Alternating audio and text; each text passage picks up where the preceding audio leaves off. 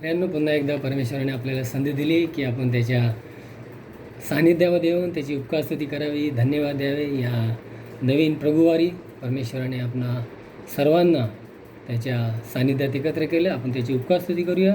परमेश्वराचं वचन म्हणतं, परमेश्वराच्या डोंगरावर कोण चढेल, त्याच्या पवित्र स्थानात कोण उभा राहील. ज्याचे हात स्वच्छ आहेत आणि ज्याचे मन शुद्ध, जो आपले चित्त असत्याकडे लावित नाही व कपटाने शपथ वाहत नाही. तो प्रार्थना करू. पवित्र परमेश्वरा, आम्ही तुझी उपकारस्तुती करतो, धन्यवाद देतो. तो आमचा प्रेमळ असा परमेश्वर आहे. आणि परमेश्वरा, या प्रभुवारी तो आम्हा सर्वांना, तुझ्या विश्वासणाऱ्यांना तुझ्या सानिध्यामध्ये एकत्र केलं आणि ही भक्ती आणि उपासना करण्याची संधी दिली. यासाठी आम्ही तुझी उपकारस्तुती करतो, धन्यवाद देतो. परमेश्वरा, आम्ही तुझ्यापुढे नतमस्तक होतो आणि तुला विनंती करत आहोत, संपूर्ण उपासनेमध्ये आमच्याबरोबर राहा. आम्हाला शक्ती दे, सामर्थ्य दे, मार्गदर्शन दे. आणि विशेष करून परमेश्वरा, तुझ्या जिवंत वचनातून वाचत असताना प्रभू आणि त्यावर मनन करत असताना आम्हाला तू स्पर्श कर, आमच्याशी बोल. संपूर्ण उपासनेमध्ये, भक्तीमध्ये, गीत गाताना, प्रार्थना करताना आणि तुझ्या वचनातून वाचताना आणि त्यावर मनन करत असताना सर्व काही तुझ्या इच्छेनुसार होऊ दे. पवित्र आत्म्याने तू आम्हा सर्वांना मार्गदर्शन दे. आणि हो दे परमेश्वरा, तुझी उपासना आणि भक्ती आत्म्याने आणि खरेपणाने करण्यासाठी आम्हा सर्वांना तू प्रेरित कर. येथून पुढचा संपूर्ण भक्ती आणि उपासना तुझ्या पवित्र सामर्थ्य हातात देत आहे. इलांशी प्रार्थना आमचं धन्य तारणारा येशू ख्रिस्त याच्या पवित्र आणि सामर्थ्य नावात ही प्रार्थना केली म्हणून तू ऐक. आमेन. प्रियानो, आपण सर्वजण यावेळेस उभे राहूया आणि परमेश्वराची उपकारस्तुती करत गीत गाऊया. गीत नंबर 117, कोण मित्र येशू वाणी. आपण सर्वजण परमेश्वराच्या स्तुतीसाठी गीत गाऊया. गीत नंबर 117. कोण मित्र येशू वाणी, सारे ओझे वाया, सर्व दुखे तो ऐकूनी, साय करी सोसाया. त्याकडे कधी न जाता आम्ही अवमानितो, शांती खरी हरवूनी, शोक किती करीतो. मोह असले की चिंता, काही दिसे त्रासाया, धैर्यनच सोटू देता, जा प्रभूला सांगाया. सर्व दुबळ्यास पाहे, चित्तवृत्ती जाणतो, मित्र प्रिय जसा हात धरी म्हणतो. कष्टी जरी श्रमलेले, खांब जडवाया, त्यासही उपाय केले, जा प्रभूला सांगाया. मित्र जरी तुच्छ मानी, जा प्रभूला सांगाया. तोची सखा सर्वाहुनी,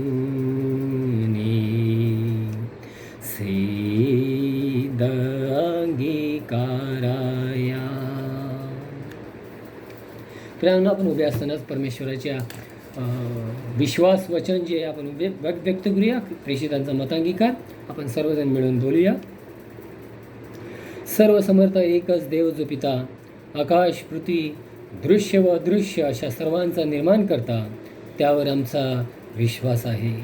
एकच प्रभू येशू ख्रिस्त, जो देवाचा एकुलता एक पुत्र, अनादिकाली पित्यापासून जनित, देवापासून देव, प्रकाशापासून प्रकाश, खऱ्या देवापासून खरा देव, जनित अनिर्मित, पित्याशी समरूप, ज्याच्याद्वारे अवघे झाले, आम्हा मानवासाठी, आमच्या उद्धारासाठी जो स्वर्गातून अवतरला, पवित्र आत्म्याच्या सामर्थ्याने कुमारी मरियपोटी मानव म्हणून जन्मला, पंत पिलाताच्या कारकिर्दी ज्याला आमच्याकरता वधस्तंभावर खेळण्यात आले, ज्याने दुःख भोगले, जो मरण पावला, ज्याला पुरण्यात आले, शास्त्रलेखाप्रमाणे तिसऱ्या दिवशी ज्याचे पुनरुत्थान झाले, ज्याने स्वर्गारोहण केले, जो पित्याच्या उजवीकडे विराजित आहे, जिवंतांचा मृतांचा न्याय करायला तो वैभवशाली असा परत येणार आहे, ज्याच्या राज्याचा अंत होणार नाही, त्यावर आमचा विश्वास आहे. पवित्र आत्मा, जो प्रभू व जीवनदाता, पिता आणि पुत्र यापासून निघणारा, पिता आणि पुत्र यासह ज्याची आराधना व गौरव होते, जो संदेश त्यांच्याद्वारे बोलला आहे, त्यावर आमचा विश्वास आहे. एक पवित्र सार्वत्रिक प्रेषितीय ख्रिस्ती मंडळीवर आमचा विश्वास आहे. पाप क्षमेसाठी एकच बाप्तिस्मा आहे हे आम्ही मान्य करतो. मृतांचे पुनरुत्थान आणि भावी युगाचे जीवन यांची आम्ही प्रतीक्षा करतो. आमेन. मंडळीने कृपा करून बसावं. यावेळेस आपण आळीपाळीने स्तोत्र वाचन करूया. स्तोत्रसंहिता 34, Psalms 34 विल रीड रिस्पॉन्सिवली. भजन संहिता उसका 34वां अध्याय हम बारी बारी से पढ़ेंगे. या ठिकाणी परमेश्वराचं वचन असं लिहिलं आहे. परमेश्वराचा धन्यवाद मी सर्वदा करीन, माझ्या मुखात त्याचे स्तवन सतत असेल. माझा जीव परमेश्वराच्या ठाई प्रतिष्ठा मिळवील, दीन हे ऐकून हर्ष करीतील. तुम्ही माझ्याबरोबर परमेश्वराची थोरवी गा, आपण सर्व मिळून त्याच्या नावाची महती वर्णूया. मी परमेश्वराला शरण गेलो आणि त्याने माझा स्वीकार केला. त्याने माझ्या सर्व भयापासून मला सोडविले. ज्यांनी त्याच्याकडे पाहिले ते प्रकाश पावले, त्यांची मुखे लज्जेने कदापि काळवडणार नाहीत. या पामराने धावा केला आणि परमेश्वराने तो ऐकला आणि त्याच्या सर्व संकटातून त्याला सोडविले. परमेश्वराचा दूत त्याचे भय धरणाऱ्यांसभोवती छावणी देतो आणि त्यांचे संरक्षण करीतो. परमेश्वर किती चांगला आहे याचा अनुभव घेऊन पहा. जो त्याच्यावर भाव ठेवतो तो पुरुष धन्य.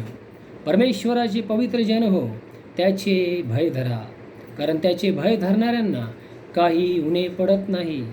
तरुण सिंहासही वान पडते व त्यांची उपासमार होते, पण परमेश्वराला शरण जाणाऱ्यांना कोणत्याही चांगल्या वस्तूंची वान पडत नाही.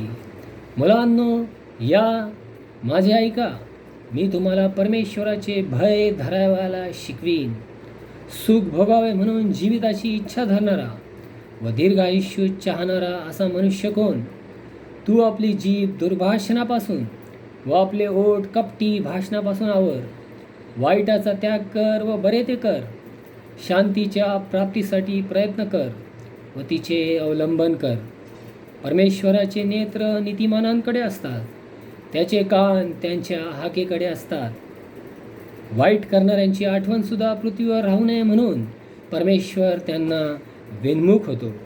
नीतिमान धावा करतात, तो ऐकून परमेश्वर त्यांना त्यांच्या सर्व संकटातून मुक्त करतो. परमेश्वर भग्न हृदयी लोकांच्या सानिध्य असतो. अनुतप्त मनाच्या लोकांचा तो उद्धार करतो. नीतिमानाला फार कष्ट होतात, तरी परमेश्वर त्या सर्वातून त्याला सोडवितो. त्याची सर्व हाडे तो सांभाळितो, त्यातले एकही मोडत नाही. दुष्टाचे मरण दुष्टाईतच होणार, नीतिमानांचे द्वेष्टे दंड पावतात. परमेश्वर आपल्या सेवकाच्या जीवाचा उद्धार करतो. त्याचा आश्रय धरणारा कोणीही दोषपात्र ठरत नाही. परमेश्वर वाचलेल्या आणि ऐकलेल्या वचनांवर आशीर्वाद देव. आपण परमेश्वराची प्रार्थना करूया, परमेश्वराला विनंती करूया. मागील आठवडाभर आपल्याला सांभाळलं, सहाय्य केलं, सर्व आजारापासून, संकटापासून सोडवलं, आशीर्वाद दिला, सर्व पुरवठा केला आणि आजपर्यंत या जिवंताच्या भूमीत जिवंत ठेवलं. यासाठी परमेश्वराची उपकार स्तुती करूया, परमेश्वराला धन्यवाद देऊया आणि सर्व ज्या विनंत्या आहेत त्यासाठी आपण परमेश्वराच्या चरणी मध्यस्थी करूया, प्रार्थना करूया. पवित्र पवित्र पवित्र सेनाधीश परमेश्वरा, सर्व सामर्थी, सर्व ज्ञानी, सर्व व्यापी, अत्यंत कृपाळू, दयाळू, कनवाळू, विलंबाने क्रोध करणाऱ्या अति करुणामय परमेश्वरा, आम्ही तुझी उपकार स्तुती करतो, धन्यवाद देतो. कारण प्रभू, आम्ही तुला हे बापा, हे अब्बा अशी हाक मारू शकतो आणि तो आम्हाला आपले पुत्र व कन्या म्हणतो. किती सौभाग्यशाली आम्ही आहोत परमेश्वरा, ज्यावेळेस आम्ही आमचे डोके लावतो, आमचे डोळे मिटतो आणि ज्यावेळेस तुझ्यासमोर नतमस्तक होतो, विनंती करतो, प्रार्थना करतो, त्यावेळेस तू आमच्यामध्ये उपस्थित आहे. कारण तुझं वचन सांगत आहे, जे ते दोघे किंवा तिघे माझ्या नावाने एकत्र आहे त्यांच्यामध्ये मी आहे. धन्यवाद देतो परमेश्वरा, तू आम्हाला संधी दिली, आमच्याबरोबर राहून परमेश्वरा आम्हाला तू स्पर्श कर. आमच्यातील ज्या उणिवा आहेत, ज्या तुला न आवडणाऱ्या गोष्टी आहेत, प्रभू येशू ख्रिस्ता, तुझ्या सामर्थ्याने, तुझ्या रक्ताने धुवून काढ. आणि हो दे परमेश्वरा, तुला प्रसन्न करणारे आम्ही सतत असावे आणि त्यासाठी आम्ही सतत त्या मार्गात चालावे. यासाठी आम्हाला तू तुझ्या पवित्र सामर्थ्य हाताने चालव. सैतानांच्या प्रत्येक कुयुक्ती आणि योजनांपुढे टिकाव धरण्यासाठी परमेश्वरा तुझ्या पवित्र सामर्थ्य हाताने तो आम्हाला चालव. पवित्र आत्म्याचं मार्गदर्शन दे, तुझ्या सामर्थ्याने भरून काढ. धन्यवाद देतो परमेश्वरा, ही उपासना भक्ती करण्याची संधी तू आम्हाला दिली की आम्ही तुझ्या चरणाजवळ येऊन तुला मान, महिमा आणि गौरव द्यावा, तुझी उपकार स्तुती करावी, तुझ्या नावाची महती वर्णावी आणि परमेश्वरा तुझे गौरव करावे. आणि तुला धन्यवाद देतो परमेश्वरा, या पृथ्वीवर तू आमच्याकडून तुझी उपकार स्तुती करून घेत आहे. या पृथ्वीवर तू आम्हाला ठेवलेला आहे आणि तुझ्या येण्याचे दिवस फार जवळ आहेत आणि तू येत असताना, तुझी वाट पाहत असताना आम्ही तयारी करावी, आध्यात्मिक तयारी करावी आणि परमेश्वरा तुझ्या वचनाचा प्रसार करावा. यासाठी या पृथ्वीवर तू आम्हाला ठेवलं आहे आणि त्यासाठी तू आम्हाला प्रेरणा दे, तू आम्हाला सहाय्य कर आणि तुझ्या इच्छेनुसार चालण्यासाठी आमचं तू मार्गदर्शन कर. परमेश्वर, आम्ही प्रार्थना करतो संपूर्ण जगामध्ये, संपूर्ण भारत देशामध्ये ज्या ज्या ठिकाणी यावेळेस तुझी उपकार स्तुती होत आहे, तुला धन्यवाद दिले जात आहेत, तुझ्या नावाला मान, महिमा आणि गौरव देत आहेत. परमेश्वरा, आम्ही तुझी उपकार स्तुती करतो, ती सर्व काही तू मान्य कर. सर्व ठिकाणी उपस्थित राहून तुझ्या सेवकांद्वारे तुझ्या लोकांशी तू बोल परमेश्वरा, प्रत्येकाला तू स्पर्श कर आणि हो दे परमेश्वरा, प्रत्येकाचं जीवन तू परिवर्तित कर. त्यांच्या जीवनामध्ये असा नवीन बदल घडून आण की जेणेकरून परमेश्वरा तुझ्या मार्गात सतत चालण्यासाठी त्या प्रत्येकाने आपलं जीवनाचं समर्पण करावं आणि तुझ्याच राज्याच्या वाढीसाठी या जीवनाचा उपयोग करावा. मी धन्यवाद देतो परमेश्वरा, तू आम्हाला ही महान संधी दिली की आम्ही मध्यस्थी करावी, विनंती करावी आणि तू म्हणतो मागा म्हणजे मिळेल. आणि ज्यावेळेस आम्ही मागतो परमेश्वरा, त्यावेळेस तू आम्हाला देणारा आमचा प्रेमळ असा पिता आहे. कोणता बाप आपल्या लेकरांना ज्यावेळेस भाकर मागेल तेव्हा धोंडा देईल? कोणता बाप आपल्या लेकरांनी मासा मागितल्यावर साप किंवा विंचू देईल? परमेश्वरा, तू आमचा प्रेमळ असा परमेश्वर आहे आणि तो आम्हाला पवित्र आत्मासुद्धा देण्यास तयार आहे. परमेश्वर, तो आम्हाला सहाय्य करत आहे, आम्हाला प्रेरणा देत आहे की आम्ही तुझ्याकडे मागावे, तुला विनंती करावी, तुला याचना करावी. परमेश्वरा, सर्व काही तुझ्या चरणाजवळ आम्ही ठेवत आहोत. मंडळींना त्याने आम्ही एक होऊन विश्वास ठेवून प्रार्थना करत आहोत. परमेश्वरा, या मंडळीची तू वाढ कर. या मंडळीच्या प्रत्येक घटकाला तुझ्या पवित्र सामर्थ्य हातात देत आहे. कार्यकारी मंडळ, तरुण संघ, महिला मंडळ, संडे स्कूल, यामध्ये कार्य करणारे सर्व सेवक आणि सेविका, या सर्वांना तू सहाय्य कर. पवित्र आत्म्याचं मार्गदर्शन दे आणि प्रत्येकाचं जीवन तुझ्या गौरवाकरता उपयोगात आण. जे आजारी असतील त्यांना स्पर्श कर, जे खाटेला टिकलेले आहेत, वृद्धजन आहेत, परमेश्वरा या वयामध्ये त्यांचं तू सहाय्य कर, त्यांना शांती दे, त्यांना आनंद दे.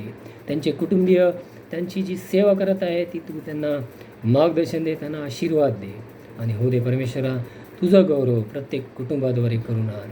प्रत्येक कुटुंबाद्वारे त्यांच्या शेजाऱ्यांसमोर तुझा आदर्श, तुझा प्रकाश पोहोचण्यासाठी त्यांना तू सहाय्य कर, मार्गदर्शन दे.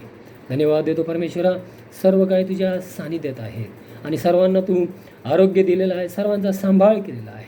संपूर्ण आठवडाभर तो आमचं मार्गदर्शन केलं, आमचा पुरवठा केला. यासाठी आम्ही तुझी उपकार स्तुती करतो आणि तुला धन्यवाद देत आहोत. परमेश्वरा, विशेष करून आम्ही जी प्रार्थना करत आहोत, विनंती करत आहोत परमेश्वरा, मागील 2-3 महिन्यापासून संपूर्ण जगामध्ये जो कोरोना व्हायरस पसरलेला आहे, अनेक लोक भयभीत झालेले आहेत, अनेक लोकांचं जीवन उद्ध्वस्त झालेलं आहे, अनेक लोक मृत्युमुखी पडलेले आहेत. परमेश्वरा, त्या सर्वांना आम्ही तुझ्या चरणाजवळ आणत आहोत. ज्यांच्या घरात हे दुःख झालेलं आहे त्या सर्व कुटुंबियांचं सांत्वन कर, त्यांच्या गरजा पुरव. जे आजारी आहेत, क्वारंटाईनमध्ये आहेत, परमेश्वरा त्यांचं तू सहाय्य कर, त्यांना त्या आजारातून मुक्त कर आणि त्यांना बरं कर परमेश्वरा. आणि विशेष करून ज्या लॉकडाऊनच्या परिस्थितीमुळे संपूर्ण लोकांचं जे कठीण परिस्थिती प्रत्येकावर आलेली आहे, प्रत्येक व्यक्ती त्रासामध्ये आहे. आणि विशेष करून जे कामगार आहे, जे घरी पोहोचण्यासाठी परमेश्वरा आपापल्या राज्यामध्ये जाण्यासाठी परमेश्वरा वाट पाहत आहेत, रस्त्यात चालत आहेत. अनेक लोक मृत्युमुखी पडलेले आहेत, अनेक लोकांनी आत्महत्या केलेल्या आहे, अनेक लोकांपुढे काही मार्ग नाही, अन्न पाणी नाही. परमेश्वरा, त्या सर्वांचं रक्षण कर, त्या सर्वांचं सहाय्य कर. नेते मंडळाला मार्गदर्शन दे आणि सर्व सार्वजनिक संस्था आणि सर्व सेवाभावी संस्था ज्या या कार्यात व्यस्त आहेत त्यांना शक्ती दे, सामर्थ्य दे, मार्गदर्शन दे. आणि परमेश्वरा, निस्वार्थी होऊन या प्रत्येक व्यक्तींचं सहाय्य करावं यासाठी त्यांना तू प्रेरणा दे. विशेष करून सरकारला तुझ्या सामर्थ्य हातात देत आहे परमेश्वरा. त्यांनी या परिस्थितीमध्ये निस्वार्थी होऊन सर्व राजकारण, भ्रष्टाचार, स्वार्थपासून मुक्त होऊन परमेश्वरा प्रत्येक भारतीय नागरिकाकडं लक्ष द्यावं. त्यांच्या गरजा, ज्या भौतिक गरजा आहेत त्या पुरवाव्या. विशेष करून अन्न पाणी यासाठी त्यांची काळजी घ्यावी, यासाठी त्यांना सहाय्य कर. आणि त्यांच्या घरी पोहोचण्यासाठी जी वाहतूक व्यवस्था आहे ती सर्व सुरळीत करावी, यासाठी प्रत्येक राज्याचे मुख्यमंत्री या सर्वांना तू सहाय्य कर. आम्ही प्रार्थना करत आहोत. त्याच वेळेस प्रभू परमेश्वरा, कालपासून जो वादळ निर्माण झालेला आहे वेस्ट बेंगाल आणि ओरिसामध्ये अनेक लोक मृत्युमुखी पडलेले आहेत. अनेक लाखो लोकांना वेगळ्या ठिकाणी पोहोचवण्यात आलेलं आहे. परमेश्वरा, त्या ठिकाणी जी मनुष्यहानी, वित्तहानी झालेली आहे त्या सर्व दोन्ही मुख्यमंत्र्यांना तू सहाय्य कर. आणि विशेष करून जे सर्व सेवक वर्ग कार्य करत आहेत त्या सर्वांना तू सहाय्य कर. या सर्व परिस्थितीवर नियंत्रण ठेवण्यासाठी आणि या परिस्थितीमधून बाहेर निघण्यासाठी परमेश्वरा ज्या काही गरजा आहेत त्या त्यांना पुरवी आणि त्यांना मार्गदर्शन दे. धन्यवाद देतो परमेश्वरा, तो आमच्या प्रार्थनेचं उत्तर दिलेलं आहे. कारण ज्यावेळेस आम्ही मंडळी यांना त्याने विश्वासपूर्वक तुझ्या चरणाजवळ विनंती केली आहे त्यावेळेस तो आमची प्रार्थना ऐकलेली आहे. तू दयाळू आहे, कृपाळू आहे, क्षमाशील आहे आणि परमेश्वरा तू आमच्यावर प्रेम करतोस. परमेश्वरा, या सर्व परिस्थितीतून तो आम्हाला बाहेर काढणारा असा आमचा विश्वास आहे. या कोरोना व्हायरसला परमेश्वरा संपूर्ण प्रकारे संपुष्टात आण. आणि विशेष करून परमेश्वरा, ज्या देशांना याचा जबर फटका बसलेला, अमेरिका, स्पेन, इटली, फ्रान्स, परमेश्वरा या सर्वांना यांना विशेष करून प्रभू सहाय्य कर, मार्गदर्शन दे. आणि परमेश्वरा, होऊ दे तुझं गौरव प्रत्येकाच्या जीवनाद्वारे करून घे. प्रभू, जे दुःखात आहेत, त्रासात आहेत त्यांची काळजी घे, त्यांचं सांत्वन कर. आम्ही तुला धन्यवाद देतो. या उपासनेमध्ये तू आमच्याबरोबर राहा. संपूर्ण उपासना भक्ती तुझ्या पवित्र सामर्थ्य हातात देत आहे. तू आमची प्रार्थना ऐकली. आम्ही जे काय मागितलं परमेश्वरा तू आम्हाला दिलंच असा आमचा विश्वास आहे. आणि विशेष करून या शेवटच्या समयामध्ये आम्ही जगत असताना परमेश्वरा तुझे विश्वासणारे लोक या नात्याने आम्ही अधिक आणि अधिक तुझ्या वचनामध्ये रममान व्हावं, प्रार्थनेमध्ये परमेश्वरा तुझ्या चरणाजवळ यावं. आणि विशेष करून परमेश्वरा तुझ्या राज्याच्या वाढीसाठी या जीवनाचा उपयोग करावा, यासाठी आम्हाला सहाय्य कर. कारण परमेश्वरा तुझं येणं फार निकट आहे आणि तुझ्या येण्याची वाट पाहत असताना आम्ही आध्यात्मिकरित्या तयारी करावी आणि तुला सामोरं जावं, हीच तुझी इच्छा आहे. मी तुला धन्यवाद देतो परमेश्वरा, ज्या कार्यासाठी तू आम्हाला ठेवलेलं आहे ते कार्य करण्यासाठी पवित्र आत्म्याचं मार्गदर्शन तू आम्हाला सर्वांना दे आणि तुझ्या इच्छेनुसार तू आम्हाला चालव. येथून पुढची संपूर्ण वेळ ही संपूर्ण उपासना भक्ती तुझ्या पवित्र सामर्थ्य हातात देत आहे. हिलांशी प्रार्थना आमचा धन्य तारणारा येशू ख्रिस्त याच्या पवित्र आणि सामर्थ्य नावात ही प्रार्थना केली म्हणून तो ऐक. आमेन. त्याने यावेळेस आपण शास्त्रभाग वाचूया. जुन्या करारातून पहिला शमूएल याचा 12वा अध्याय वचन 20 ते 25.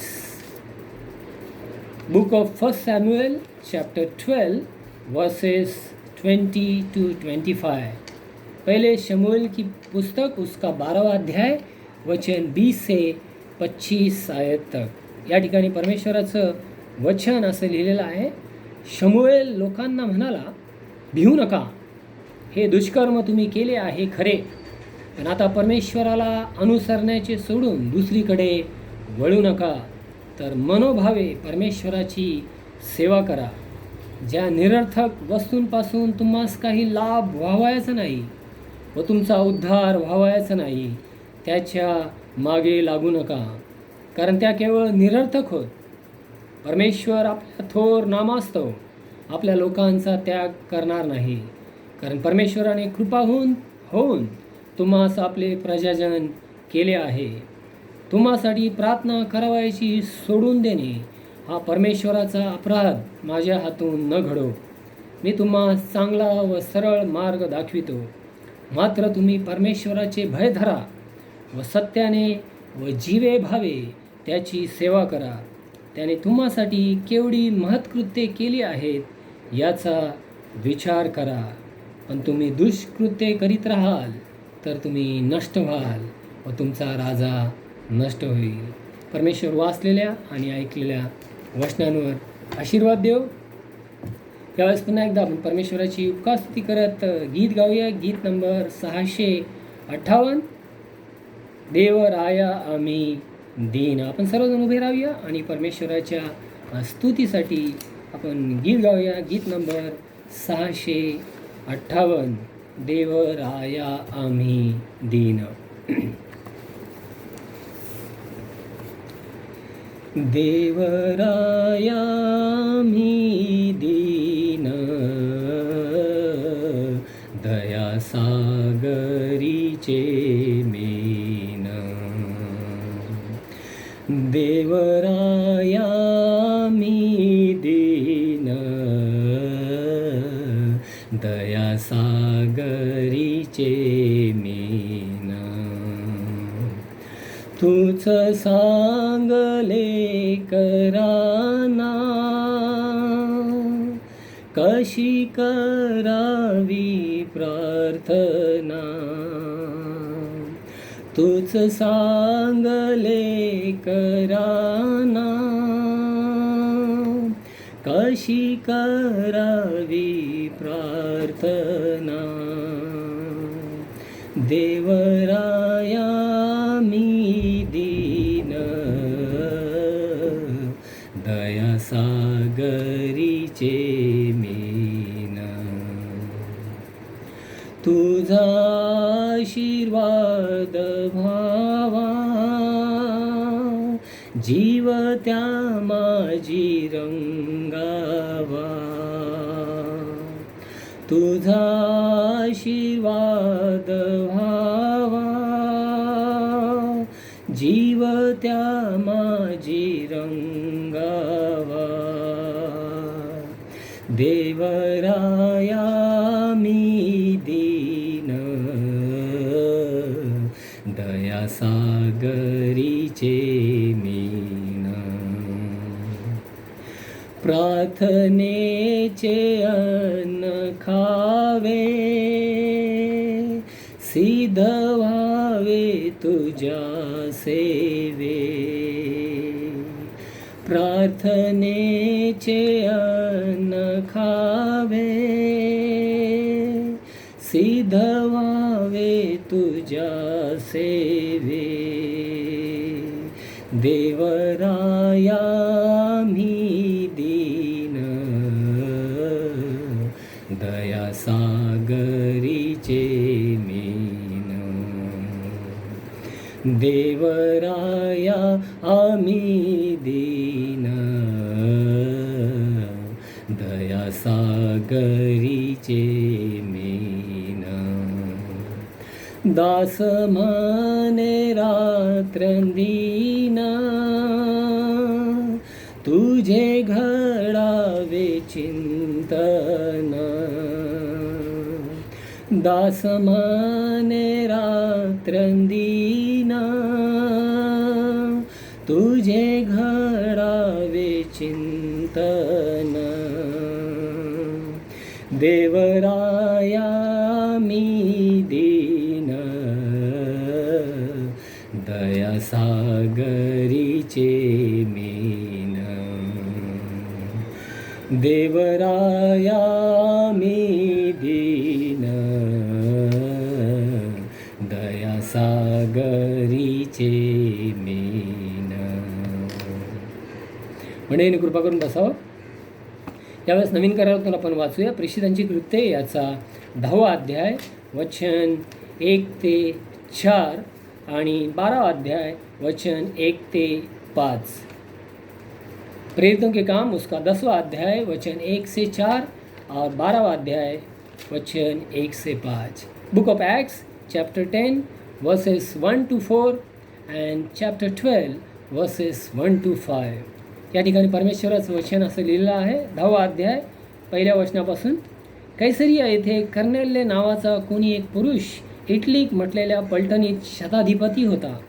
तो नीतिमान व आपल्या घराण्यातील सर्वांसह देवाचे भय बाळगणारा, लोकास फार दानधर्म करणारा व देवाची नित्य प्रार्थना करणारा असा होता. त्याने दिवसाच्या सुमारे 3ऱ्या प्रहरी दृष्टांतात असे स्पष्टपणे पाहिले की आपणाकडे देवाचा दूत येत असून कर्नेल्य अशी आपणास हाक मारित आहे. तेव्हा तो त्याच्याकडे निरखून पाहून भयभीत होऊन म्हणाला, काय महाराज? त्याने त्याला म्हटले, तुझ्या प्रार्थना व तुझे दानधर्म देवासमोर स्मरणार्थ आले आहेत. 12वा अध्याय वचन 1 ते 5. त्या सुमारास हेरोद राजाने मंडळीतल्या काही जनास छळावे म्हणून त्यांच्यावर हात टाकला आणि योहानाचा भाऊ याकोब याला त्याने तलवारीने जीवे मारिले. ते यहुदी लोकांना आवडले असे पाहून तो पेत्रालाही धरण्यास पुढे सरसावला. ते बेखमीर भाकरीचे दिवस होते. त्याला धरल्यावर त्याने त्याला तुरुंगात ठेवले आणि त्याच्या रखवालीकरता त्याला शिपायांच्या 4 चौकडींच्या स्वाधीन केले. वलांडण सण झाल्यावर त्याला लोकांपुढे बाहेर आणावे असा त्याचा बेत होता. याप्रमाणे पेत्र तुरुंगात पहाऱ्यात होता, परंतु त्याच्याकरता देवाजवळ मंडळीची प्रार्थना एकाग्रतेने चाललेली होती. परमेश्वर वाचलेल्या आणि ऐकलेल्या वचनांवर आशीर्वाद देऊ. त्यावेळेस आपण काही गीते गाऊया, परमेश्वराला धन्यवाद देऊया. परमेश्वर चांगला आहे आणि परमेश्वराची स्तुती हो, परमेश्वराचा जय जयकार हो. आपण गाऊया, ख्रिस्त माझा तो सर्वांचा, या नमा त्याला, तोची आपुला तारणारा, या स्तवा त्याला. ख्रिस्त माझा तो सर्वांचा, या नमा त्याला, तोची आपुला तारणारा, या स्तवा त्याला. ख्रिस्त माझा तो सर्वांचा, या नमा त्याला, तोची आपुला तारणारा, या स्तवा त्याला. तो जगाचा त्राता पालक मालक या विश्वाचा, तो जगाचा त्राता पालक मालक या विश्वाचा. क्रूसावरती अर्पुनी प्राणा उठला तारायाला. ख्रिस्त माझा तो सर्वांचा, या नमा त्याला, तोची आपुला तारणारा, या स्तवा त्याला. तो राजांचा राजा येशू, अधिपती या भुवनीचा. तो राजांचा राजा येशू, अधिपती या भुवनीचा. अद्भुत मंत्री देव समर्थ, पिता सनातन अमुचा. ख्रिस्त माझा तो सर्वांचा या नमात्याला, तोची आपुला तारणारा या स्तवात्याला. ख्रिस्त दाता शांती प्रीतीचा अविरत आनंदाचा, ख्रिस्त दाता शांती प्रीतीचा अविरत आनंदाचा. एकच वैद्य जगतियाची दैवी आरोग्याचा, ख्रिस्त माझा तो सर्वांचा या नमात्याला, तोची आपुला तारणारा या स्तवात्याला. त्याचे भावे मनी जयाच्या स्वीकारा हो त्याला, त्याचे भावे मनी जयाच्या स्वीकारा हो त्याला.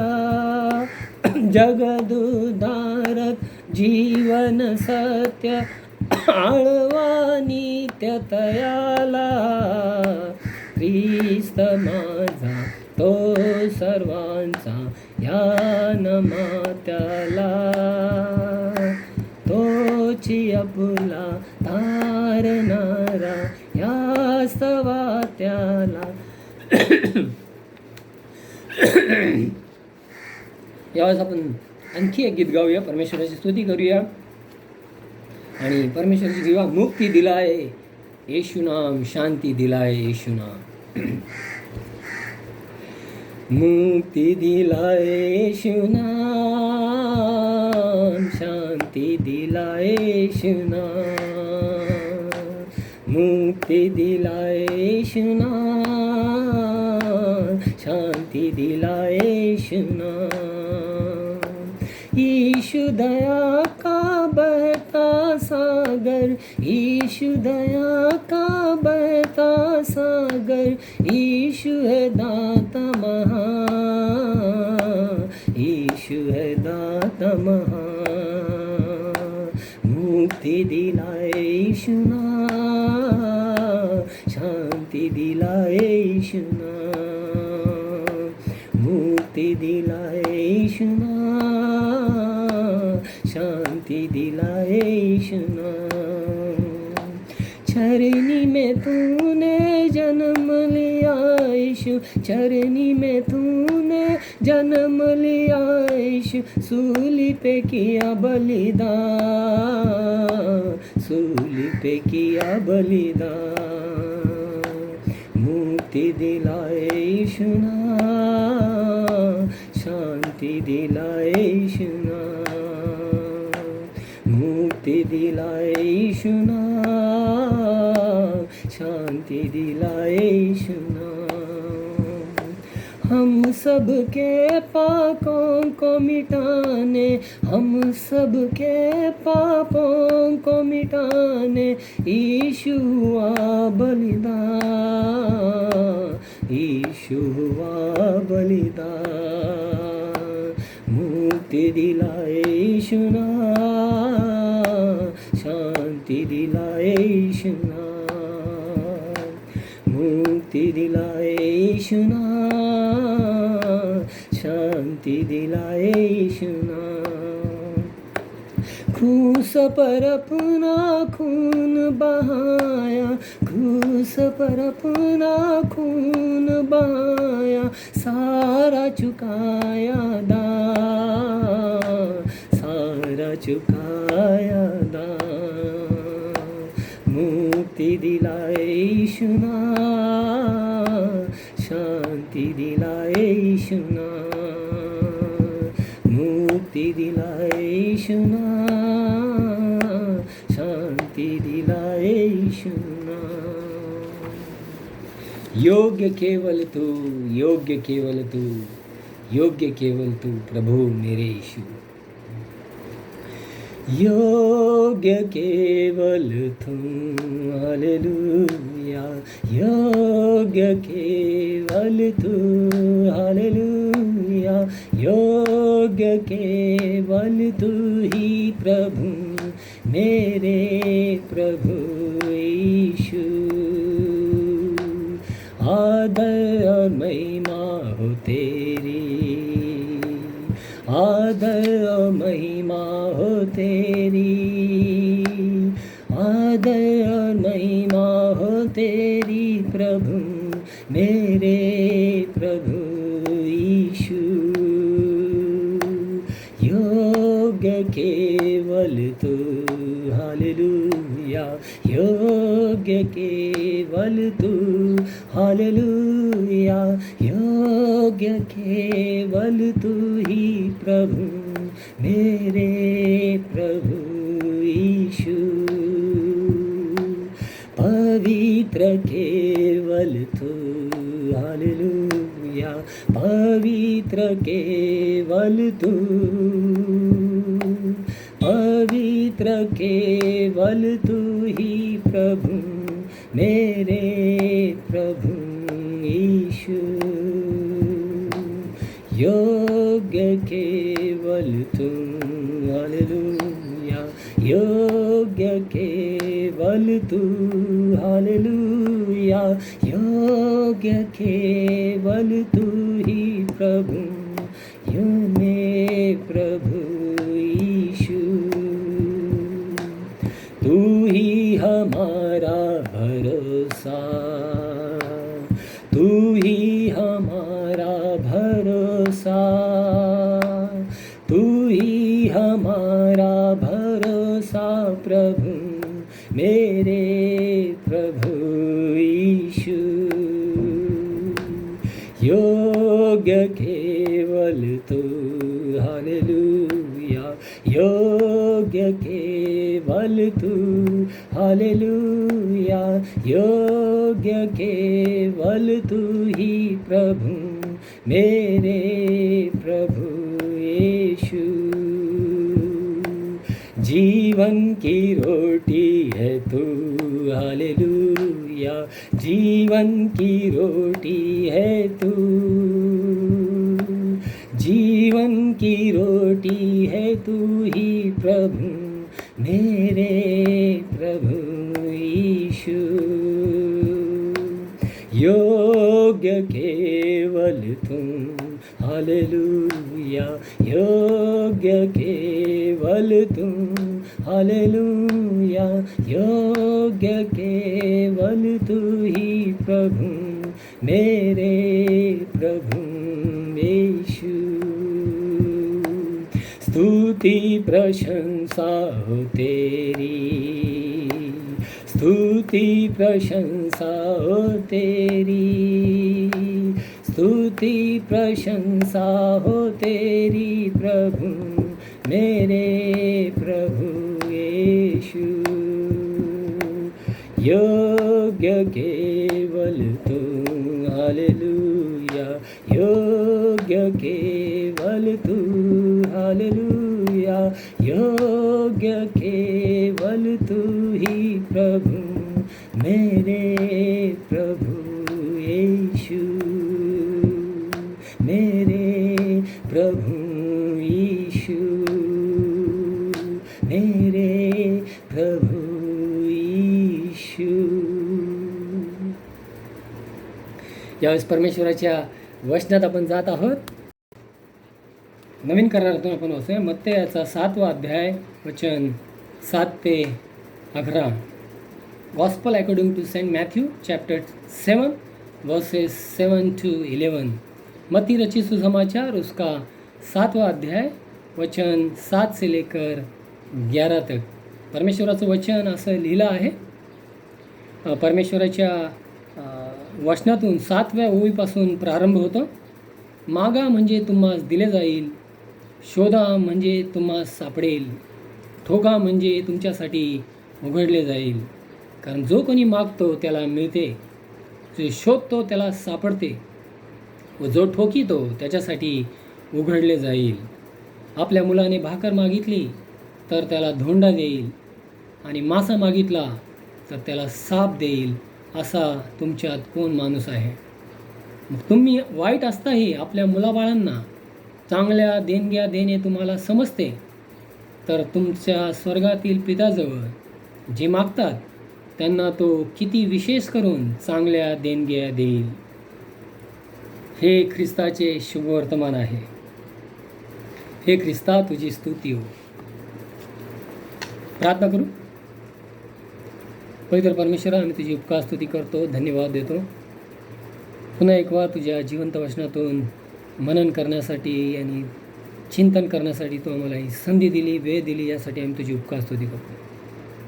तुझ्या वचनातून आमच्या सर्वांशी बोल परमेश्वरा, आम्हाला सर्वांना स्पर्श कर आणि होऊ दे परमेश्वरा. हे वचन ऐकल्यानंतर आमचं जीवन पालटून जावं, बदलून जावं आणि तुझ्या इच्छेनुसार चालणारे तुझे सेवक व्हावे, यासाठी आम्हाला तू सहाय्य कर. इथून पुढचा संपूर्ण वेळ माझ्या मुखातून निघणारे प्रत्येक शब्द आणि आम्ही सर्वजण जे ते तुझ्या सानिध्यामध्ये आहोत, प्रत्येकांच्या मनाचं ध्यान तुझ्यासमोर ग्रहणयोग्य हो. येशू ख्रिस्त आमचा तारणारा, याच्या सामर्थ्य नावाची प्रार्थना केली म्हणून तू ऐक. आमेन. प्रियांनो, आपण प्रेषितांची कृत्ये यांचा अभ्यास करत आहोत. प्रेषितांची कृत्ये 10वा अध्याय आपण काढून ठेवा. 9, 10, 11, 12 आज आपण 3 अध्याय पुन्हा पाहत आहोत. आणि प्रेषितांच्या 9 अध्यायाच्या 31व्या वचनापर्यंत आपण मागच्या आठवडी पाहिलेला. आज 32व्या वचनाच्या पुढे आणि 10 अध्याय, 11 अध्याय आणि 12 अध्याय पूर्ण आज आपण तिन्ही या अध्यायांवर आणि 9व्या अध्यायाच्या शेवटच्या वचनांकडं पाहणार आहोत. आपले बायबल उघडून ठेवा. परमेश्वराचं वचन जिवंत आहे. ते वचन आपल्याशी बोलतो. परमेश्वराच्या सेवकाने त्याचं विश्लेषण करण्याच्या ऐवजी त्याचं स्पष्टीकरण देण्या अगोदर परमेश्वराचं वचन आपल्याशी बोलतं, कारण परमेश्वराचं वचन जिवंत आहे. आणि म्हणून आपले बायबल उघडा आणि परमेश्वराचं वचन ज्यावेळेस मी वाचत असेन त्यावेळेस आपण वाचण्याचा प्रयत्न करा. परमेश्वर आपल्याला सहाय्य करो. विशेष करून आपण पाहत आहोत की हा जो नाही का, आपण ईस्टर साजरा केला. ईस्टर साजरा करून जवळजवळ आता 40 दिवस झालेले आहेत. 21 तारीख जी आता परवा दिवशी झालेली आहे, ती 21 तारीख जी ते असेन्शन डे किंवा प्रभूचं स्वर्गारोहणाचा दिवस होता. असेन्शन डे त्याला म्हणतात. आणि प्रभूच्या स्वर्गारोहणाचा दिवस, 40 दिवस पृथ्वीवर प्रभू येशू ख्रिस्त राहिला आणि 40 दिवसानंतर तो स्वर्गात उचलला गेला. तो 21 तारखेला हा असेन्शन डे किंवा स्वर्गारोहणाचा दिवस होता. आणि म्हणून जो येणारा आठवडा आहे 31 तारीख, तो 50वा दिवस असणार आहे. आणि येशू ख्रिस्त स्वर्गात गेल्यानंतर 10 दिवसांनी त्याने पवित्र आत्मा पाठवलेला आहे. म्हणून पुढचा जो रविवार आहे तो आपण पेंटेकॉस्ट रविवार, आणि त्यावर आपण विचार करणार आहोत, त्यावर संदेश पाहणार आहोत. म्हणून 21 जो तारीख आता गेलेली आहे त्या तारखेला लक्षात ठेवा की हा असेन्शन डे किंवा स्वर्गारोहणाचा दिवस होता. तसेच आपण पाहतो की आज जो 24 तारीख आहे, 24 तारीख आज महत्त्वाची पण आहे की जॉन वेस्ली नाही का, एक मेथडिस्टचे एक मोठे संस्थापक आणि सेवक, मिशनरी, त्यांनी त्यांच्या जीवनामध्ये त्यांच्या दृष्टिकोन, जो आध्यात्मिक दृष्टिकोन, तो बदल झाला. मार्टिन लुथरचं जो गलतीकरसपत्र आहे, त्या गलतीकरसपत्रावर जे भाष्यग्रंथ आहे त्याचं जे लंडनच्या स्ट्रीटवर ज्यावेळेस ते सभा होत होती, त्या सभेमध्ये ते होते आणि त्यावेळेस त्या वचनातून त्यांच्या अंतःकरणात कार्य झालं आणि त्यांच्या जीवनाचा आध्यात्मिक दृष्टिकोन पूर्णपणे बदलला. आणि म्हणून त्या दिवसाला फार महत्त्व आहे. 24 तारीख त्या निमित्ताने संपूर्ण विशेष करून मेथडिस्ट चर्चमध्ये आणि अनेक लोक ते पाळले जाते की जॉन वेस्ली यांच्या जीवनामध्ये हा मोठा बदल झालेला आहे. 26 तारीख आपण पाहत आहोत की उद्या परवा दिवशी जी 26 तारीख आहे, ती 26 तारीख 26 मे 604 नाही का, पहिल्या शतकामध्ये, पहिल्या शतकाच्या किंवा या पहिल्या शतक म्हणा 604मध्ये ऑगस्टीन हे संत ऑगस्टीन ज्या नावाने ओळखले जातात, कॅन्टरबरीचे, आणि ते पहिले बिशप होते कॅन्टरबरीचे. आणि संत ऑगस्टीनचा हा दिवस किंवा मरण दिवस म्हणून पाळला जातो. आणि त्यांचाही दिवस आहे. ते आठवण करा, ते मोठे सेवक झाले, परमेश्वराचे सेवक झाले. लहान वयात त्यांनी तिथे बिशप पदाची सेवा केली आणि परमेश्वराच्या सेवेकरता त्यांनी आपला प्राण अर्पलेला आहे. फार लहान वयातच त्यांचासुद्धा मृत्यू झालेला आहे. आणि प्रियांना आपण पाहतो या लहान वयात संत ऑगस्टीन त्यांनी, ते पहिले वडीलसुद्धा होते आणि चर्चचे जे वडील म्हणतात की चर्च फादर्स यांच्यामध्ये त्यांचं नाव आहे आणि त्यांचे जे लिखाण आहे, त्यांचे संदेश आहेत, ते आजपर्यंतसुद्धा आपण पाहत आहोत. आजसुद्धा मीसुद्धा अनेक वेळेला त्यांचे संदेश किंवा त्यांचे लिखाण आहे त्याचा संदर्भ पाहत असतो. आणि 27 तारीख जी आहे ती 27 तारीख पुन्हा एकदा 1564, 27 मे 1564, जॉन कॅल्विन, पुन्हा एकदा एक महान परमेश्वराचे सेवक, रिफॉर्मर किंवा रिफॉर्मेशन पिरियडमधले जॉन कॅल्विन यांनी जे रिफॉर्मेशन आणलं होतं त्यांचा तो दिवस आहे. आणि ते फ्रान्समध्ये त्यांनी हे रिफॉर्मेशन आणलं. फ्रान्स प्रॉटेस्टंट रिफॉर्मेशनमध्ये त्यांचं कार्य होतं. आणि त्यांनी इन्स्टिट्यूट ऑफ रिलिजियन एक मोठा ग्रंथ लिहिला 1536मध्ये. आणि त्यांचासुद्धा हा 27 मेला हा दिवस आहे. या सर्व महान संतांचा आपण आठवण करत आहोत की या सर्वांचे दिवस या आठवड्यामध्ये येत आहेत. आणि परमेश्वरने त्यांच्याद्वारे आपल्यापर्यंत त्याचं जिवंत वचनाचं स्पष्टीकरण, त्याचं कार्य आणि या परमेश्वराच्या सेवेमध्ये एक मोठी चळवळ निर्माण झालेली आहे. त्याचे सेवक आहेत, पहिले वडील लोक आहेत ज्यांनी उपासना किंवा उपासनेच्या पद्धती कशा आहेत, काय आहेत, हे आपल्याला जे आतापर्यंत आपण करत आहोत ते त्यांच्यापासून आपल्याला मिळालेलं आहे. म्हणून आपण त्यांचे आज ह्या वेळेस आपण आठवण करत आहोत. त्याने यावेळेस आपण पाहत आहोत की जे आपण प्रेषितांचे कृत्य याचा अभ्यास करत आहोत. या अध्यायामध्ये आपण पाहत आहोत 10, 11, 12 9व्या अध्यायापासून 9व्या अध्यायाच्या 32व्या वचनापासून. विशेष करून आपण पाहतो की डॉक्टर लूक, नाही का, संत डॉक्टर लूकने हे दोन्ही पुस्तकं लिहिलेले आहेत. ते लूकाचं शुभवर्तमान आणि प्रेषितांची कृत्ये. आणि हे डॉक्टर लूक येथे आपल्याला एक सांगत आहेत विशेष करून की जे परराष्ट्रीयमधून यहुदी धर्म स्वीकारत होते आणि त्या यहुदी धर्मात आल्यानंतर मग त्यांचं या मंडळीमध्ये, नाही का, ख्रिस्ती मंडळीमध्ये कसं त्यांना सामावून घ्यायचं हा एक मोठा प्रश्न त्यावेळेस निर्माण झाला होता. आणि यहुदी रीती परंपरा वेगळ्या आणि बाहेरून आलेले जे आहेत किंवा ख्रिस्ती आहेत त्यांचे नियम किंवा परमेश्वर प्रभूने त्याच्या शिष्यांना सांगितलेलं कार्य वेगळं. आणि त्यामुळे मोठी अडचण त्यावेळेस निर्माण झाली होती. आणि त्या अडचणीविषयी आपल्याला तो सांगत आहे की प्रश्न एक मोठा निर्माण झालेला आहे. आणि त्याच्यानंतर आपण पाहतो की काही थोडक्यात जे व्यक्ती आहेत प्रॉसेलाईट म्हणतात की प्रॉसेलाईट म्हणजे की धर्म परिवर्तन झालेले, विशेष करून जे परराष्ट्रीयमधून त्यांची सुनता करून यहुदी धर्म ज्यांनी स्वीकारला त्यांना पुन्हा एकदा या ख्रिस्ती धर्मामध्ये घ्यायचं. त्यांना प्रॉसेलाईट किंवा धर्म परिवर्तित झालेले, जे परराष्ट्रीयमधून सुनता करून यहुदी धर्म स्वीकारलेले आणि मग यहुदियातून मग ख्रिस्ती धर्मात त्यांचा स्वीकार केला गेलेला आहे. असे काही लोक आहेत. त्याच्यानंतर शास्त्री लोक आहेत. शास्त्री आपण पाहतो अनेक वेळेला आपण वाचत आहोत. मग शास्त्री लोक नियमाचे शिक्षक आहेत, नाही का. मोशेचं जे नियमशास्त्र आहे त्याचे शिक्षक आहेत, ते कायदे पंडित आहेत, ते काटेकोरपणे ते पाळणारे आहेत, त्याच्यामध्ये काही भेसळ न करता ते शिकवणारे, ते पाळणारे असे शास्त्री लोक आहेत. त्याच्यानंतर आपण परुषी लोक पाहतो. परुषी लोक हे संख्येने कमी आहेत, परंतु ते परुषी नावाचा जो अर्थ आहे तो सेपरेटेड वन, वेगळे केलेले, सेपरेटेड वन.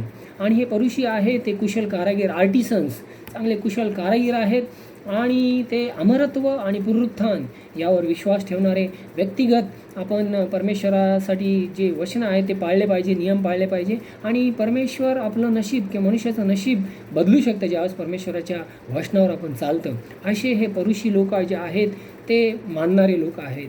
परंतु आपण त्याच्यानंतर पुढचे जे सदुकी लोक जो हम देखते हैं, हे सदुकी लोक जे आहेत डिसेंडंट्स ऑफ झादोक, जो प्रिस्ट आहे, याजक आहे, त्या याजकापासून प्रिस्टली क्लाइनपासून हे आलेले लोक आहेत. ते पण श्रीमंत लोक आहेत, ते जमीनदार आहेत, ते मोठे सनेद्रीन जी सभा आहे, मी अनेक वेळेला आपल्याला सांगितलं, त्या सनेद्रीन सभेचे अधिकारी आहेत, त्याचे मेंबर आहेत, सभासद आहेत. आणि ते कार्य काटेकोरपणे परमेश्वर नियम विशेष करून मोशेचे पहिले 5 नियम आहेत, जे 5 पुस्तकं आहेत त्याला मानणारे, बाकी इतर ज्या गोष्टीला ते मान्यता देत नाहीत. आणि विशेष करून मरणोत्तर जीवन, पुनरुत्थान, पुरस्कार, देवदूत, सैतान या गोष्टीला ते मान्य करत नाहीत. आणि त्यांचं वर्चस्व आहे त्या ठिकाणी राजकीय आहे, धार्मिक आहे. मंदिरामध्ये त्यांचं वर्चस्व आहे कारण सनेद्रीन सभेचे ते सभासद आहेत, तेच कार्य करत आहेत. आणि सरकारबरोबर, रोमन सरकार सम्राटाबरोबर त्यांचे संबंध आहेत. आणि म्हणजे राजकीयसुद्धा त्यांना सहाय्य आहे, धार्मिक म्हणजे ते अधिकारी आहेत. आणि ते काटेकोरपणे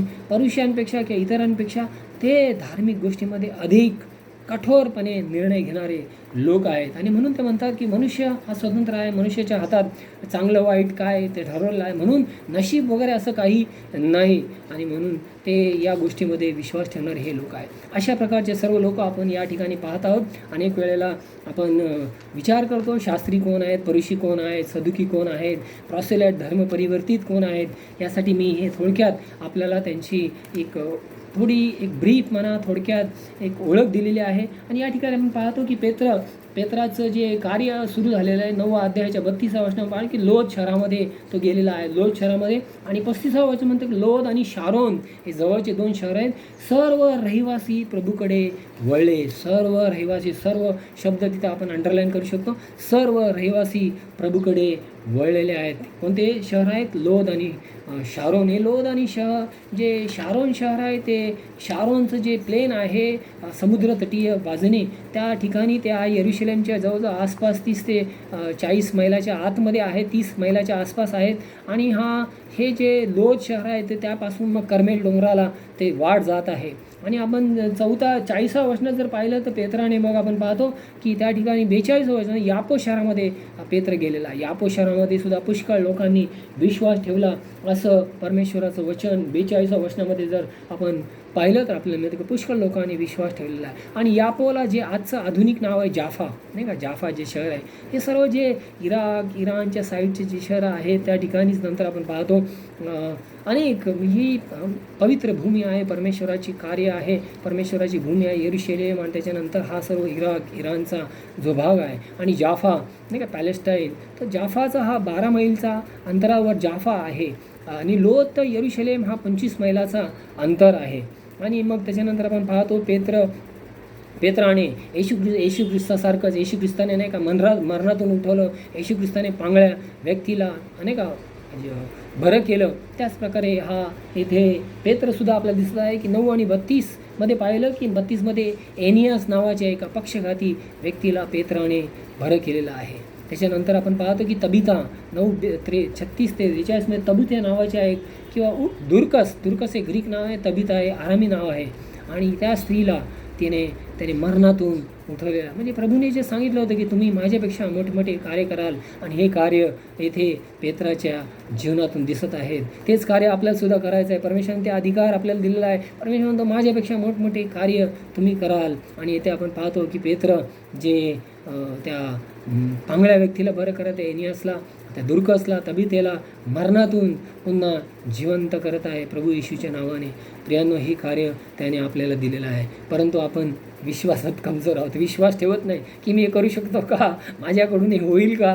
आणि मग विश्वास नसला किंवा विश्वास कमकुवत असला तर मग परमेश्वराची सेवा होऊ शकत, कारण परमेश्वराला प्रसन्नच करू शकत नाही आणि परमेश्वराची सेवा होऊ शकत नाही. आणि या ठिकाणी आपण पाहतो प्रियांनो की मग पेत्र जो आहे तो कैसरिया शहरात, नाही का, कर्नेलेकडे 10वा अध्याय पूर्ण अध्याय कर्नेलेकडे कैसरिया शहर एक मोठं शहर आहे.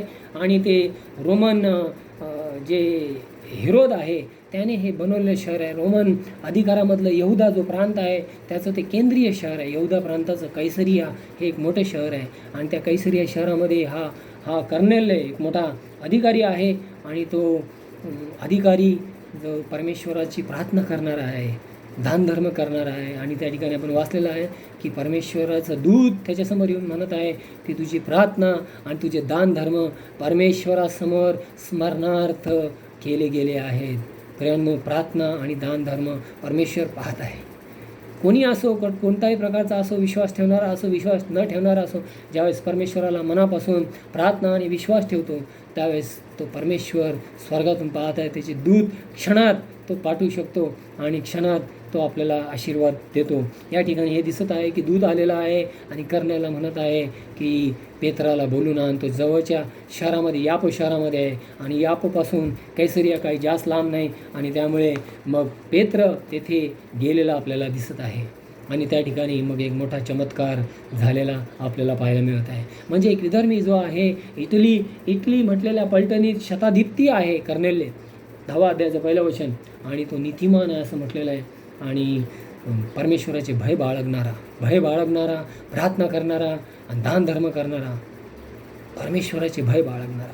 प्रियांनो, या ठिकाणी आपण पाहतो की त्या कैसर या शहरामध्ये परमेश्वराने पेत्राचा उपयोग केलेला आहे. या ठिकाणी जे 11वा अध्याय आणि 19वा वचन जर पाहिलं तर त्या ठिकाणी फेनिके शहरामध्ये गेलेले. कुप्र फेनिके जे आहे मॉडर्न आजचं आधुनिक लेबानन, नाही का, लेबानन आपण पाहतो, लेबानन शहर आहे. आणि त्याच्या आसपासचे जे शहर आहेत, मुख्य शहर ज्या ठिकाणी ख्रिस्ती विश्वासणारे आढळले गेलेले आहेत, ते मुख्य शहर जर आहेत, कुप्र आहे, सोर आहे, सिदोन आहे, सारफत आहे, नाही का, आणि पातारेस किंवा टोलमेस हे शहर आहेत.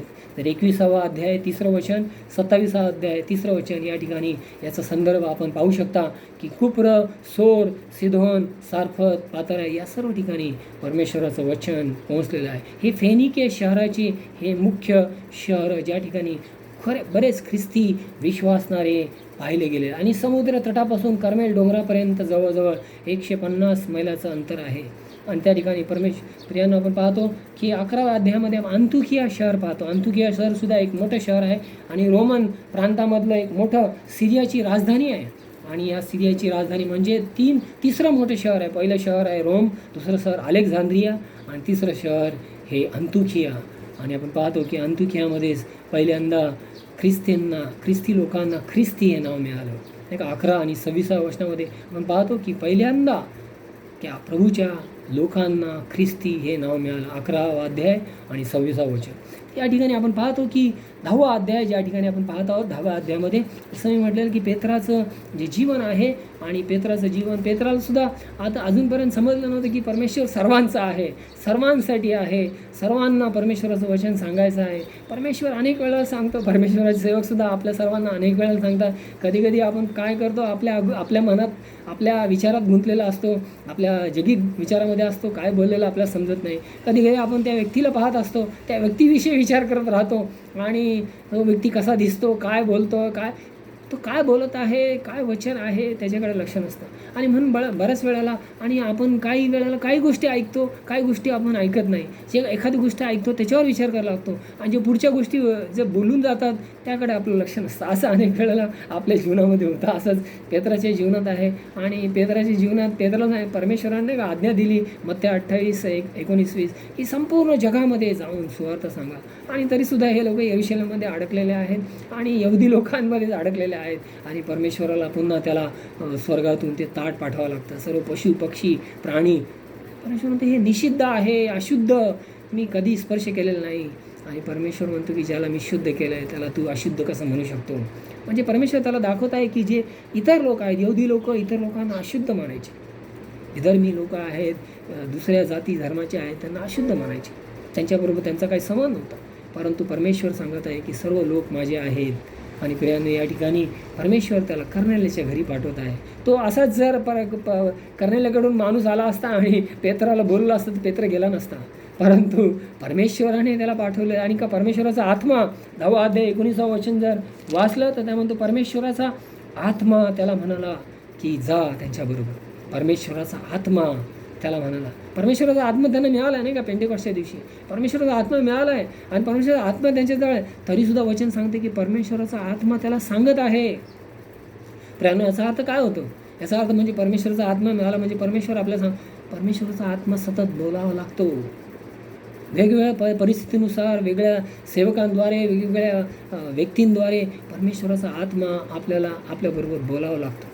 हे वचन आपल्याला आणि परमेश्वराच्या आत्म्याने सतत भरावं लागतं. परमेश्वराचा आत्मा आला आणि राहिला असं होत नाही.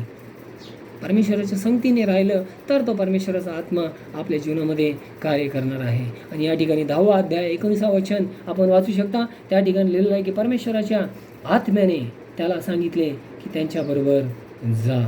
प्रियांनो, परमेश्वराचा आत्मा आपल्याला आणि 10वा अध्यायाच्या 35वा वचन जर आपण पाहिलं तर त्या ठिकाणी 35वा वचन म्हणतो की परमेश्वर पक्षपात करत नाही. देव पक्षपाती नाही असं वचन येथे सांगितलेलं आहे. प्रियांनो, God is not the respecter of person. परमेश्वर किसी का पक्षपात नहीं करता है, किसी को एक को पसंद नहीं करता है, नाही का. पण हे जे फेवरेटिझम किंवा पसंत करणं किंवा पक्षपात करणं किंवा कोणाबद्दल आकस धरणं, कोणाला आपल्याला आवडतं हे ह्या मनुष्याच्या जीवनाच्या गोष्टी आहेत.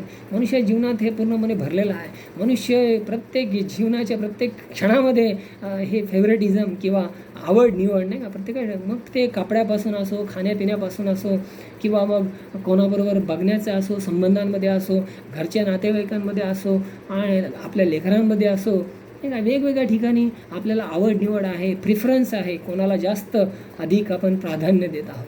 कधी कधी काही गोष्टी ज्या आहेत ज्या आपल्या जीवनाच्या तो भाग होऊन जातो, परंतु जर आपण कोणाला प्राधान्य देतो पण इतरांना आपण निकृष्ट किंवा आपण त्यांना कमी समजू नये ना. We are giving someone favouritism, we are giving someone preference, giving our favour, but we should not discredit others. अपन दूसरों को कम नहीं लिखना है. अगर किसी को हम पसंद करते हैं या तो हम, इसका मतलब ये नहीं है कि हम दूसरों को हमें कम लिखना है, हमें उन्हें कम तरह से देखना है. परमेश्वराच्या नजरेमध्ये आपण सर्व काही सारखे आहेत. आणि परमेश्वराचं वचन सांगतं पक्षपात करू नका. यानी काय, डू नॉट बी पार्शियल, पक्षपात करू नका. परंतु मनुष्याचं जीवन असं आहे, आपण कोण चांगला आहे, कोण श्रीमंत आहे आणि कोण वेल टू डू आहे ते त्यांना आपण वेलकम करतो. पण जे गरीब आहेत, ते बसलेले आहे, ज्यांचं जीवन इतकं दिसायलासुद्धा सुंदर नाहीत नाही का, सुंदरतासुद्धा आपण बघतो, त्यांच्यावर आपल्याला बोलावशी वाटतं, त्यांच्याजवळ आपण जे गरीब आहेत ते दिसायला सुंदर नाहीत, ते आपल्याला नावडते होतात. मनुष्याचं जीवन आहे, मनुष्य अशा पद्धतीने विचार करतो. परंतु परमेश्वर सर्वांसाठी एक आहे. परमेश्वर सर्वांवर प्रेम करतो आणि म्हणून परमेश्वर कधीही पक्षपात करत नाही. प्रियांनो, परमेश्वर आज आपल्याला आव्हान करत आहे की परमेश्वराजवळ जर पक्षपात नाही, देवाजवळ, रोमकरास पत्र 2 अध्याय 11 वचनातसुद्धा हे म्हटलेलं आहे की देवाजवळ पक्षपात नाही. आणि जर देवाजवळ पक्षपात नाही तर आपण पक्षपात करू नये. अनुवाद याचा 10वा अध्याय आणि 17 वचन आपण वाचूया. 10वा अध्याय आणि 17 वचन या ठिकाणी लिहिले, कारण तुमचा देव परमेश्वर हा देवादिदेव, प्रभूंचा प्रभू, महान पराक्रमी, भययोग्य देव असून तो कोणाचा पक्षपात करीत नाही किंवा लाज घेत नाही. पक्षपात करीत नाही परमेश्वर. अनेक वचन आहेत. इफिसकास पत्र 6वा अध्याय 9 वचन, कलसिकास पत्र 3रा अध्याय 25वा वचन, 1 पेत्र याचा 1ला अध्याय 17 वचन. या ठिकाणी सुद्धा आपण वाचू शकता. आपल्या घरामध्ये वैयक्तिक आपण जाऊन वाचू शकता की परमेश्वर पक्षपात करत नाही. पक्षपात आपण करू नये. हम किसी को पसंद करे. परमेश्वराच्या वचनातून आपल्याला मिळतं की पक्षपात केल्याने त्याचे परिणाम भोगावे लागतात. कदाचित आपल्याला त्या क्षणी आपल्याला समजत नाही, परंतु पक्षपात केलं किंवा कोणावर जास्त फेवर केलं आणि इतरांना आपण कमी लेखलं तर त्याचे परिणाम भोगावे लागतात. आपण परमेश्वराच्या वचनातून इसाकाला आवडत होता एसाव, का तो मांस, त्याला मांस प्रिय असं, तो एसाव मांस धरून आणणार आहे. मग एसाव त्याला प्रिय आहे, याकोब त्याला प्रिय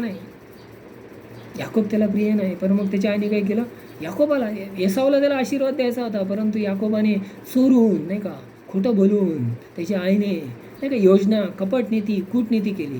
त्याच्यानंतर काय झालं, याकोबाला पळून जावं लागलं.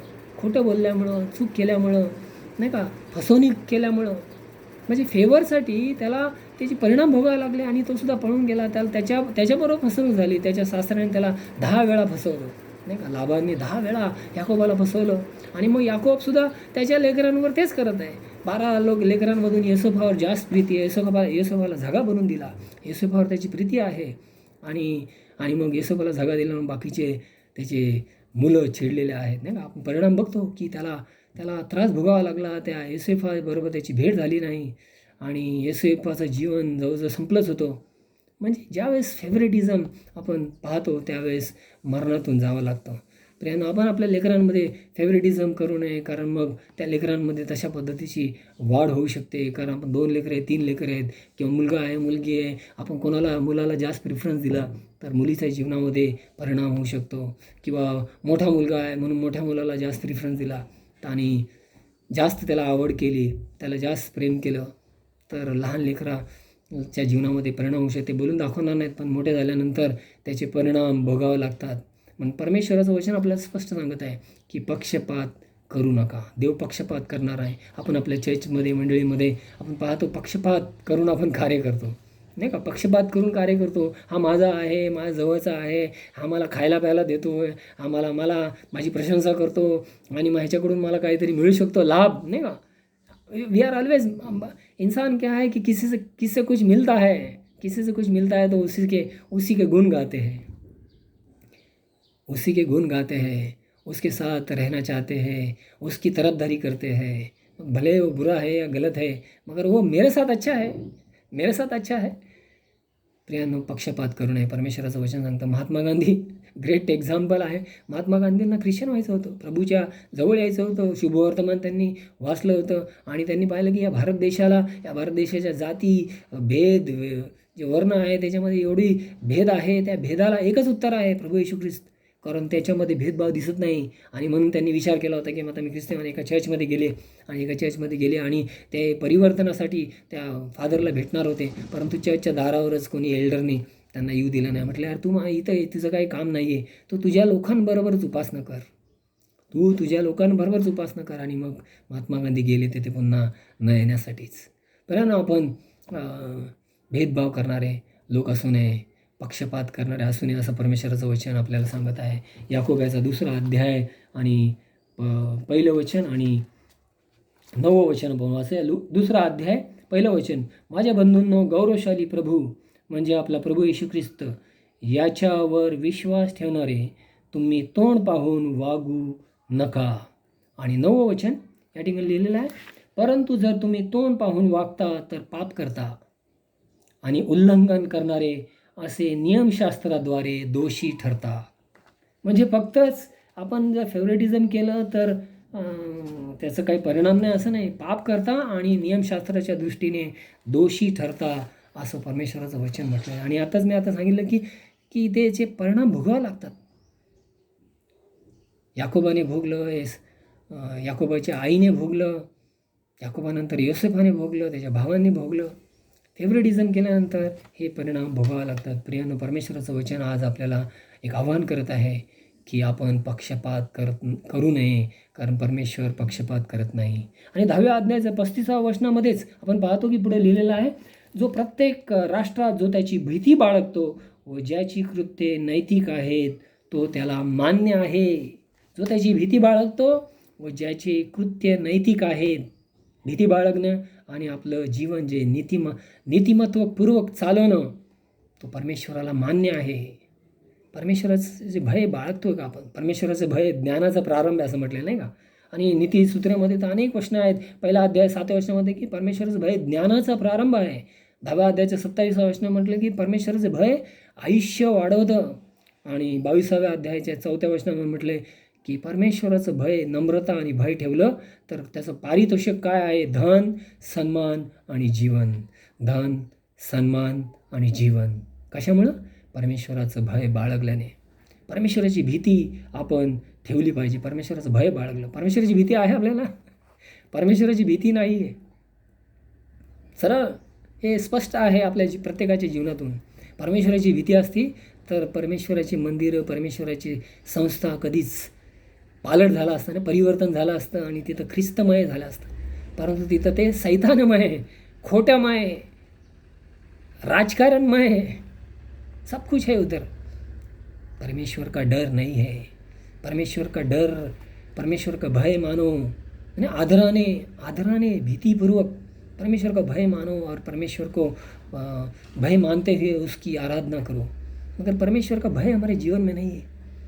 हे आपल्या जीवनात दिसते. आपण जे खोटं बोलणं, भांडणं करणं, निंदा करणं, भांडणं, राजकारण खेळणं, जे चर्च हे तमाशा, संस्था, क्लब, सांस्कृतिक क्लब, आमच्या इच्छा, हे सर्व करत आहो आपण. परमेश्वराची भीती नाही आहे. परमेश्वर आहे, परमेश्वराचं मंदिर आहे, परमेश्वराच्या मंदिरात आपण येतो, परमेश्वराची उपासना करायला येतो, परमेश्वर बघत आहे, भीती नाही. परमेश्वर हिशोब घेणार आहे, भीती नाही. परमेश्वर का डर नहीं है. परमेश्वर का डर रहता तो ये सब कुछ बदल जाता, सब कुछ छोड़ देते अपन. मगर हमारा जीवन पूरा चला जाता है, 60-70 साल, दूसरी पीढ़ी भी आती है, मगर हम वही चलता रहता है. पॉलिटिक्स, राजकारण, वो हमारा ग्रुप, थोडेसे लोक आहेत नाही का वडभर आपण भारत देशात. एक मंडळी लहान लहानशी एवढीशी काय गणनाच नाही करता येणार अशी लोक आहोत. म्हणजे अगण्य आहोत. मग त्याची गणना करता म्हणजे अशक्य आहे. असे मुठभर लोक आहोत, तरीसुद्धा त्याच्यामध्येच सर्व फाटे फुटे फुटलेले आहे. परमेश्वराचं भय नाही. We do not care God, we do not fear God. परमेश्वर को डरते नहीं हैं, परमेश्वर की फिकर भी नहीं करते. परमेश्वर क्या करेगा, इंसाफ करेगा, आम्हाला काही घेणं देणं नाही. हमको जीना है जैसा जीने का है. परमेश्वराचं वचन आहे, दुसऱ्यांनी सांगायची काय गरज आहे. परमेश्वराचे वचन आपण वाचतो, आपल्याला दिसतं, पण वाचल्यानंतर आपण ते फक्त ऐकतो किंवा वाचतो आणि ते काय घेतच नाही. ते वी डू नॉट अप्लाय, ते आपण लागू करत नाही. परमेश्वराचं वचन आपल्याला काय सांगत आहे, परमेश्वराचे म्हणून म्हणजे की आपण कशा प्रकारचे ख्रिश्चन आहोत की परमेश्वराचं वचन वाचतो, परमेश्वरात प्रार्थना करतो, उपवास करतो. कशासाठी? परमेश्वर ऐकत आहे का? परमेश्वर शाबासकी देणार आहे? परमेश्वर माझा चांगला लेकरू आहे, माझी मुलगी आहे, माझा मुलगा आहे, शाबासकी देणार आहे? देईल का परमेश्वर? परमेश्वराच्या इच्छेच्या विरुद्ध वागत आहे. त्याचे वचन वाचतो पण ते पाळत नाही, त्याच्या इच्छेनुसार चालत नाही, त्याची इच्छा त्याला प्राधान्य देत नाही. माझी इच्छा, माझी कामं, माझं गर्व, माझं घमंड, माझे स्वार्थ, माझा मीपणा, माझा इगो. परमेश्वराला हिशोब द्यायचा आहे. नाही, मला ती पण भीती नाही. परमेश्वराने सर्व ज्ञान, संपत्ती, ताकद, बुद्धी, योग्यता, वरदान, दान, कौशल्य सगळं काय दिलं आहे. परमेश्वराला हिशोब द्यायचा आहे, भीती नाही. परमेश्वर का डर नहीं है. परमेश्वर चाहता है कि हम उसके भय में जीवन जिए. जॉन क्रायसोस्टम हा एक मोठा परमेश्वराचा सेवक होऊन गेला. 349 ते 407 हा त्याचा जीवनाचा काल आहे. म्हणजे पहिल्या शतकाच्या फर्स्ट आर्च बिशप ऑफ कॉन्स्टंटिनोपल मी नेहमी सांगत आहे. आणि हा कॉन्स्टंटिनोपलमध्ये पहिला आर्च बिशप होता इंग्लंडच्या ठिकाणी. आणि हा जॉन क्रायसोस्टम, जॉन त्याचा हा शब्द जो आहे त्याचा शब्दाचा अर्थ आहे, ग्रीक शब्द आहे, त्याचा अर्थ गोल्डन टंक. म्हणजे तो अशा म्हणजे त्याचा संदेश किंवा त्याचे भाषण अशा प्रकारचे होते म्हणून त्याला गोल्डन सुनेरी बोलणं ऐसा कहा गया. जॉन क्रायसोस्टम फार लहान वयात, बघा ना, 349 407 म्हणजे 56 वयामध्ये त्याचा अंत झाला. त्याला मारलं कारण तो सत्यासाठी बोलत होता. चर्चचा बिशप झाला, चर्च सत्यासाठी बोलत होता. हे जे चाललेलं आहे धार्मिक राजकारण, हे जे विलासीपणा, आपलं उदंडपणा, मनमानी, जे काय करायचं आहे आपल्या मनाने करायचं आहे, गरिबांची काळजी नाही. आजची परिस्थिती आपण तेच पाहत आहोत. आपण पाहतो लॉकडाऊन आहे, श्रीमंत आहे, त्यांच्याकडे सर्व काय आहे, गरीब लोक रस्त्यावर चाललेले आहेत, त्यांची काळजी नाही, त्यांना अन्न पाणी नाही. म्हणजे धार्मिक गोष्टी, राजकारण गोष्टी, ह्या गोष्टीवर तो बोलत होता. आणि मग ती राणी आणि राणीची युडिक्सियस तिने त्याला ताबडतोब कैद केलं. कारण ते त्यांना सहन झालं नाही. त्यांनी त्याला बिशप केला होता. कारण तो त्या ठिकाणी आमच्या इथं राहील, आमच्या या मोठ्या चर्चचा कॉन्स्टंटिनोपलचा अँटिओक शहरामध्ये नाही, अँटिओक शहराचा तो त्या ठिकाणी तो गेला. त्या ठिकाणाहून त्याला तिथं पाठवलं होतं अंतुकियापासून. आणि त्या ठिकाणी हा जे कॉन्स्टंटिनोपल नाही का, ही एक रोमन एम्पायरची ती राजधानी आहे, ईस्टर्न रोमन एम्पायरची कॉन्स्टंटिनोपल. आणि प्रियांनो, या ठिकाणी आपण पाहतो की त्याला कैद करण्यात आलं लहानसा जीवनामध्ये. आणि आता त्याला मारणार आहे. मग त्याला विचार, तुला भीती नाही का, तुला भय वाटत नाही का? तर म्हणतो, मला जिवंत मारलं तर का, मी तर माझ्या देवाबरोबर असणार आहे. माझा देव जिवंत आहे. माय गॉड इज अलाइव. मेरा परमेश्वर जीवित है. मैं मेरे परमेश्वर के साथ रहूँगा. तुम्हाला सब कुछ चला जाएगा. संपत्ती, धन संपत्ती जे काय, मी काय घेऊन आलो नाही. मी नागडा जाणार आहे, परमेश्वराबरोबर असणार आहे. आणि तुम्ही मला कुठे टाकणार? कुठं काळा पाण्याची, कुठं शिक्षा देणार? ब्लॅक सी, कुठं अजून जंगलात, कुठं बेटामध्ये, कुठं मारणार मला, टाकणार तिथं? पण संपूर्ण पृथ्वी परमेश्वराची आहे, परमेश्वराबरोबर मी असणार आहे. म्हणून मला कशाचीही भीती नाही. आय डोंट केअर आणि आय डोंट फिअर. ज्यावेळेस परमेश्वराबरोबर आपण असतो, आपल्याला कशाचीही भीती वाटत नाही आणि परमेश्वराचं भय आपण बाळगतो. परंतु आपण आपल्या जीवनामध्ये आपण पाहतो की आपण इतरांना घाबरतो. कधी आपले जे संगतीचे लोक आहेत त्यांना आपण दुखवू नये मग आपण सत्य बोलत नाही का. जे आमच्या संगतीचे लोक आहेत त्यांना दुखवू नये म्हणून सत्य बोलत नाही. पण सत्य तर परमेश्वर आहे, पण परमेश्वराला दुखवतो. परमेश्वराला दुखवलं चालेल, परंतु आपल्या ज्या संगतीचे लोक आहेत त्यांना आपण दुखून चालणार नाही. तर आमचे संबंध बिगड़तील किंवा हमको जो उनसे लाभ होने वाला है वो भी ख़त्म हो जाएगा, हमारा रिलेशन बिगड़ जाएगा, फिर दूसरे लोग भी हमको कुछ गलत सलत बोलेंगे. इसलिए म्हणून सत्य बोलायचं नाही. जरी ते चुकत आहेत परंतु सत्य बोलायचं नाही. आम्हाला त्यांना दुखवायचं नाही, परंतु परमेश्वराला दुखवायचं आहे. आम्हाला परमेश्वराची इच्छा नाही का, इतर जे आहेत त्यांची इच्छा काय ते आम्हाला पाहायचं आहे. परंतु परमेश्वराला आम्ही इच्छा जी आहे ती आम्हाला पाहिजे नाही.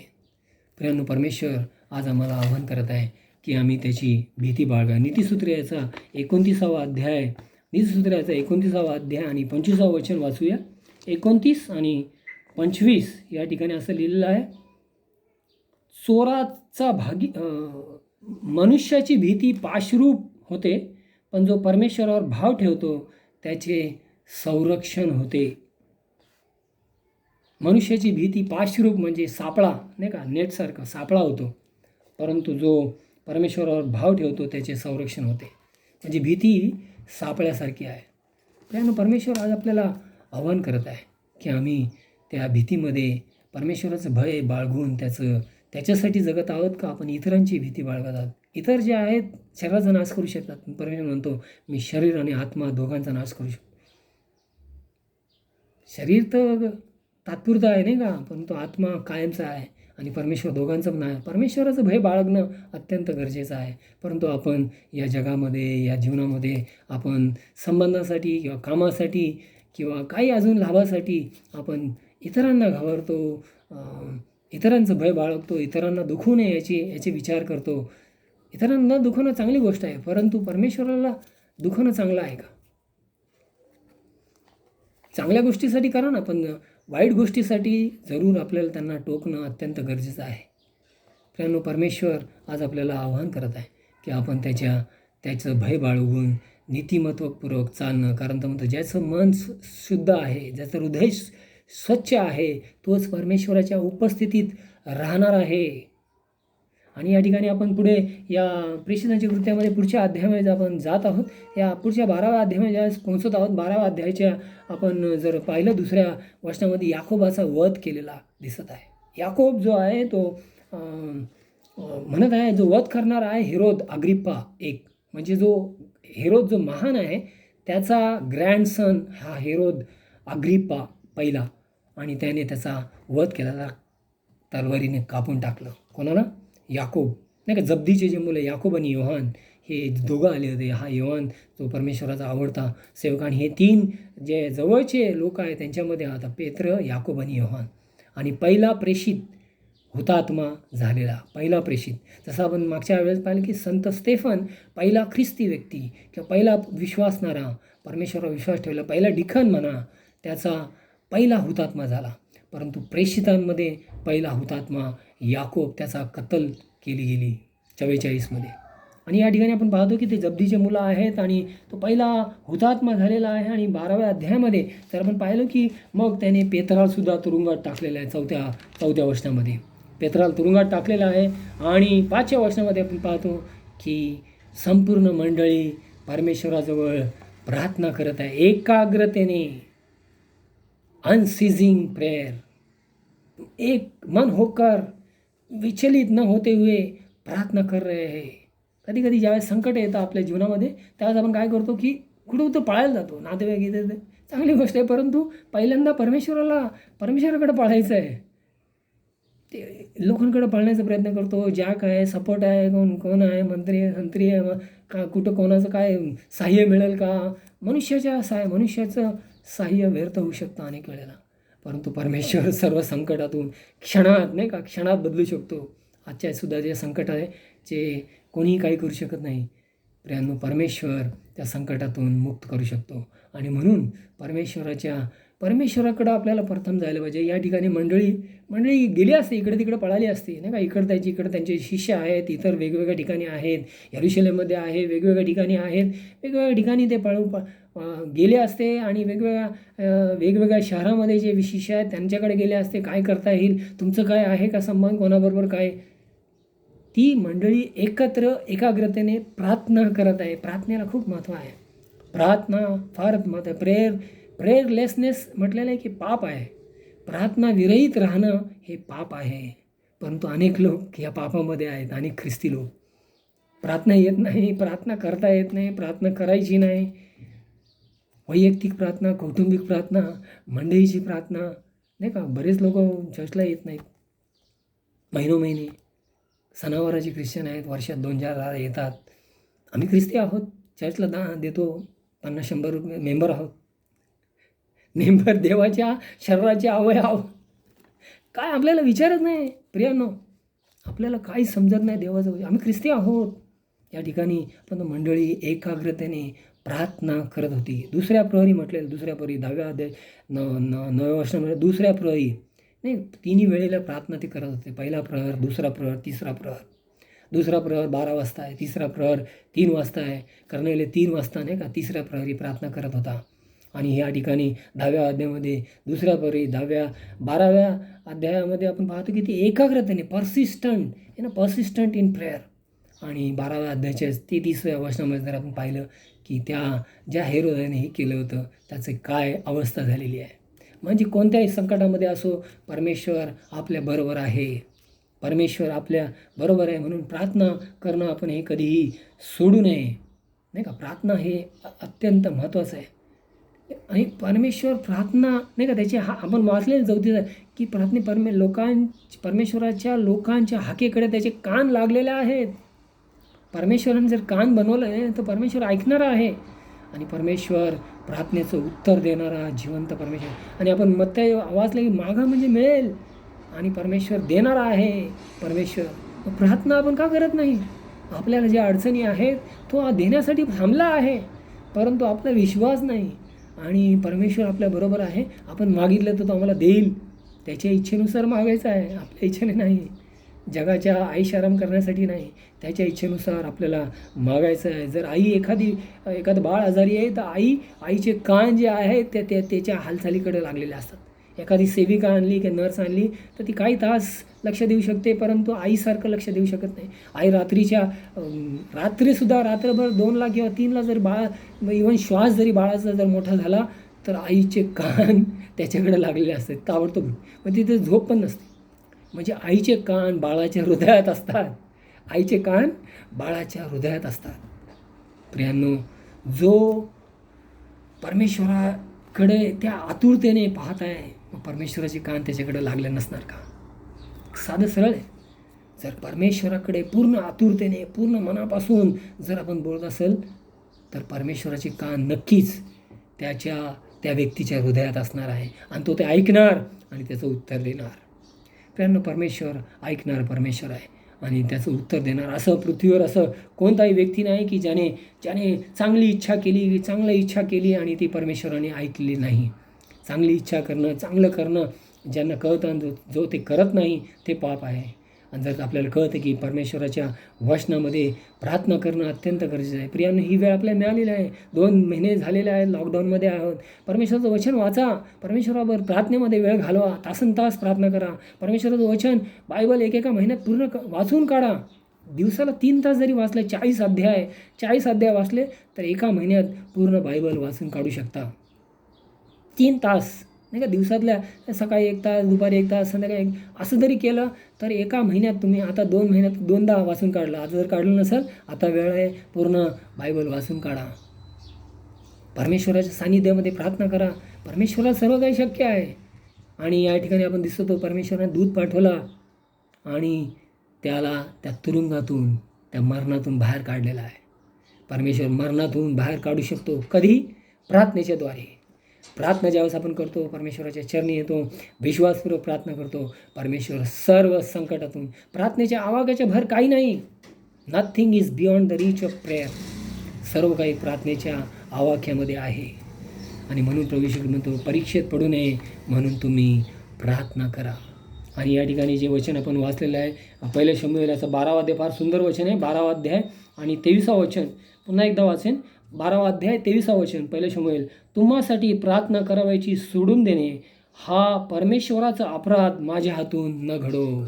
शमूएल इस्रायल लोकांना म्हणत आहे. इस्रायल लोक संकटामध्ये सापडलेले आहेत.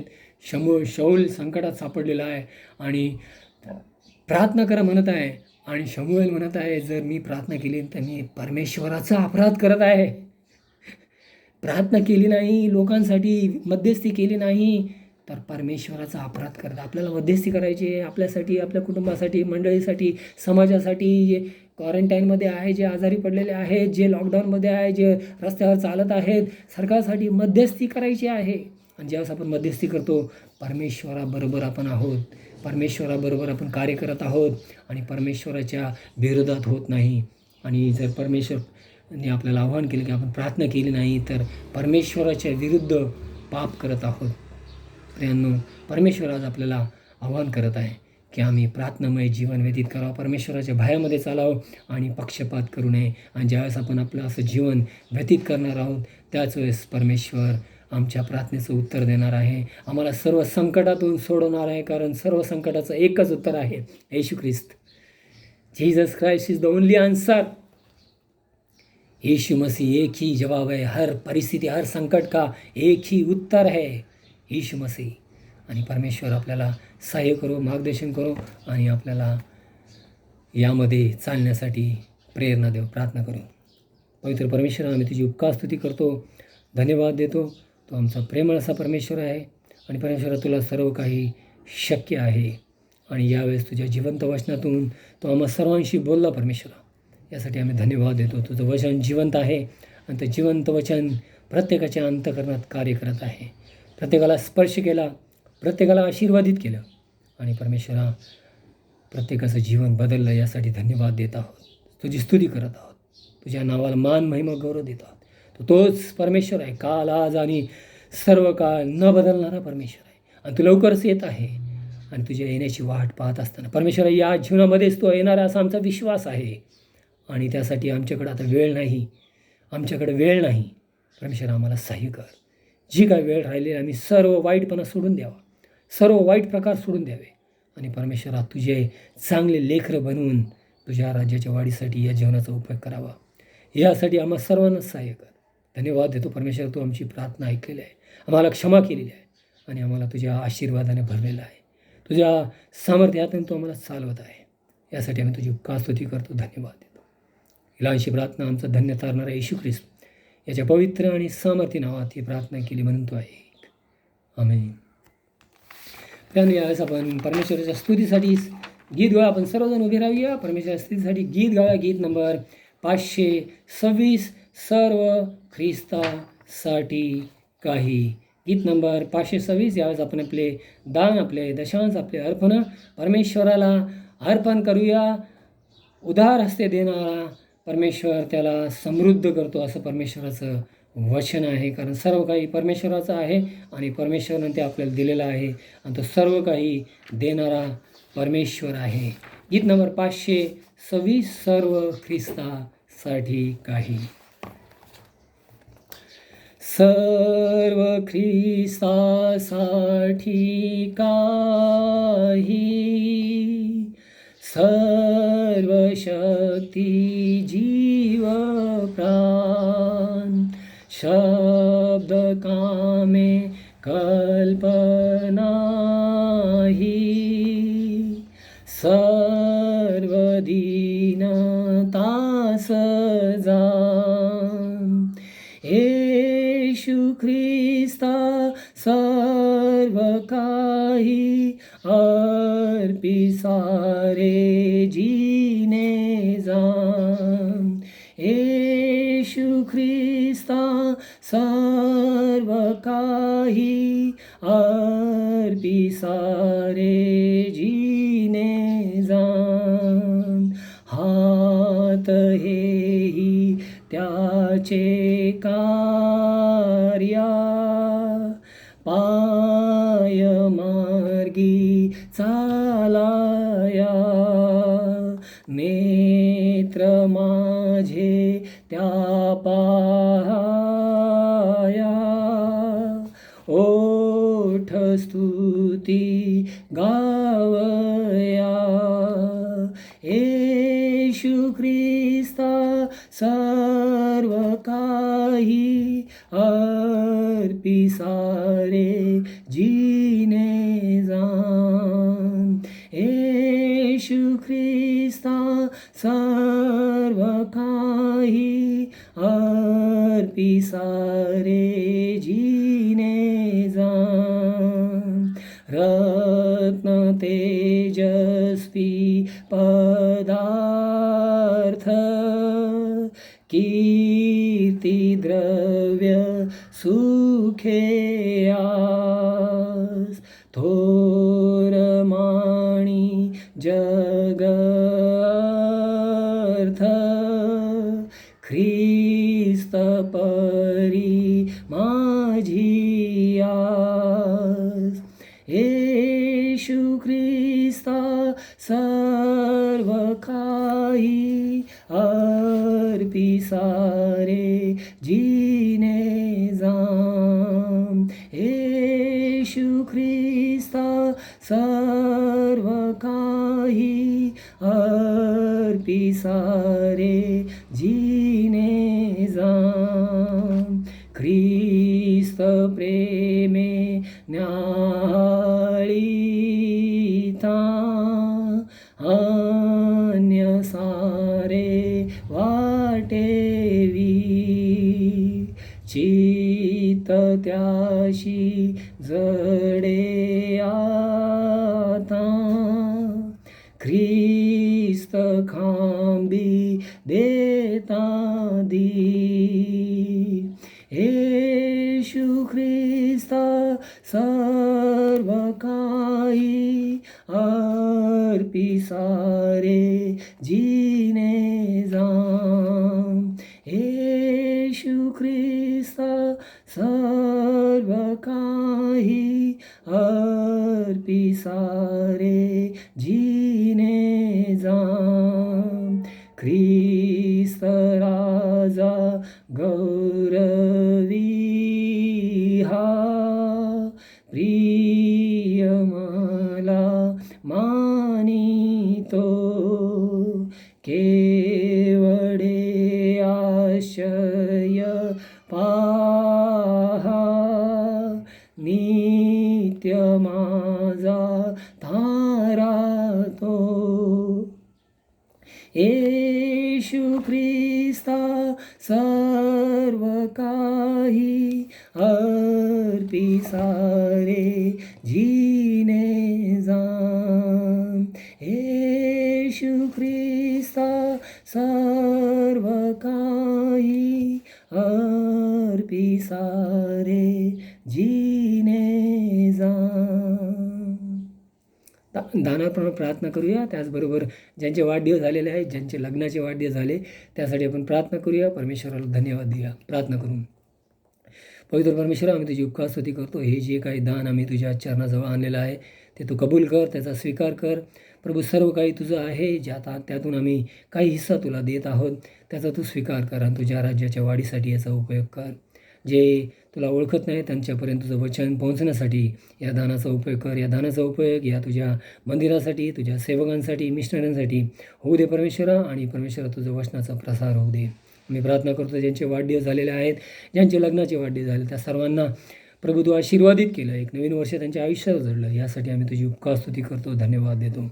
परमेश्वर, या नवीन वर्षामध्ये त्यांच्यासाठी नवीन नवीन मार्ग उघड आणि त्यांना आशीर्वादित कर.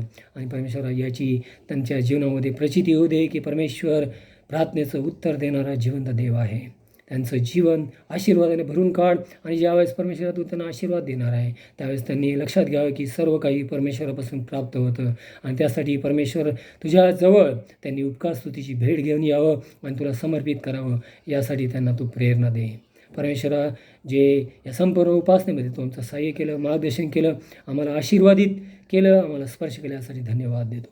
इथून पुढचा संपूर्ण वेळ, संपूर्ण नवीन आठवडा तुझ्या पवित्र सामर्थ्य हातात देत आहे. तुझ्या इच्छेनुसार, तुझ्या भयात आणि तुझ्या राज्याच्या वाढीसाठी तुला आदर आणि सन्मान देत. आणि परमेश्वरा, तुझ्या भयामध्ये नीतिमत्वपूर्वक चालण्यासाठी आमचं तू मार्गदर्शन कर. ही लहानशी प्रार्थना आमचं धन्य तारणारा येशू ख्रिस्त याच्या पवित्र आणि सामर्थ्य नावात ही प्रार्थना केली म्हणून तो आहे. आमेन. प्रभूने शिकवलेली प्रार्थना म्हणूया. हे आमच्या स्वर्गातील पित्या, तुझे नाम पवित्र मानले जाव. तुझे राज्य येव, तसे स्वर्गात तसे पृथ्वीवरही. तुझ्या इच्छेप्रमाणे हो. आमची रोजची भाकर आज आम्हास दे. जसे आमच्या ऋणी सोडिले आहे तसेच तू आमचे ऋणी आम्हास सोड. आणि आम्हास परीक्षेत आणू नकोस, तर आम्हास वाईटापासून सोडीव. कारण की राज्य, सामर्थ्य आणि गौरव ही सर्व काळ तुझीच आहे. आमेन. परमेश्वराचा आशीर्वाद घेऊया.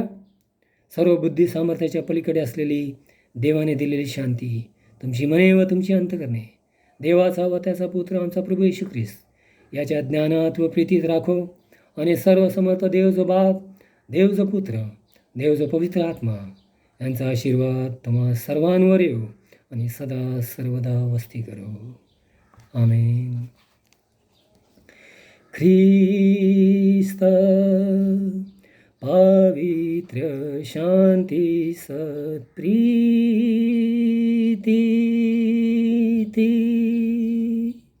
शोभा सौंदर्य माझी या जीवनी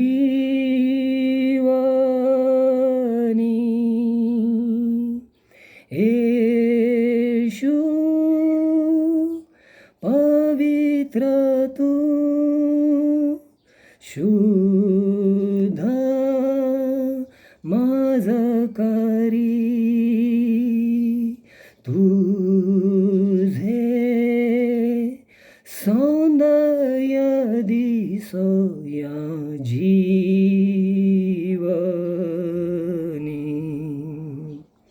आमेन.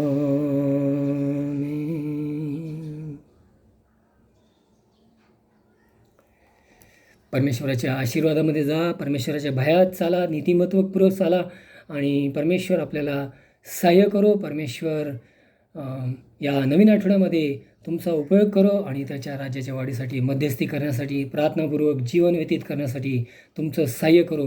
यंदा आठवडा जसं मी सांगितलेलं आहे की पेंटेकॉस्टचा रविवार आहे, 50वा दिवस आहे. 21 तारखेला असेन्शन डे झालेला आहे आणि 31 तारीख 50वा दिवस पेंटेकॉस्ट. यावर आपण परमेश्वराच्या वचनातून मनन करणार आहोत आणि त्यावेळेस त्या भागातून आपण संदेश ऐकणार आहोत. परमेश्वराच्या आशीर्वादात जा, परमेश्वराच्या भयात चाला, परमेश्वर आपल्याला सहाय्य करो.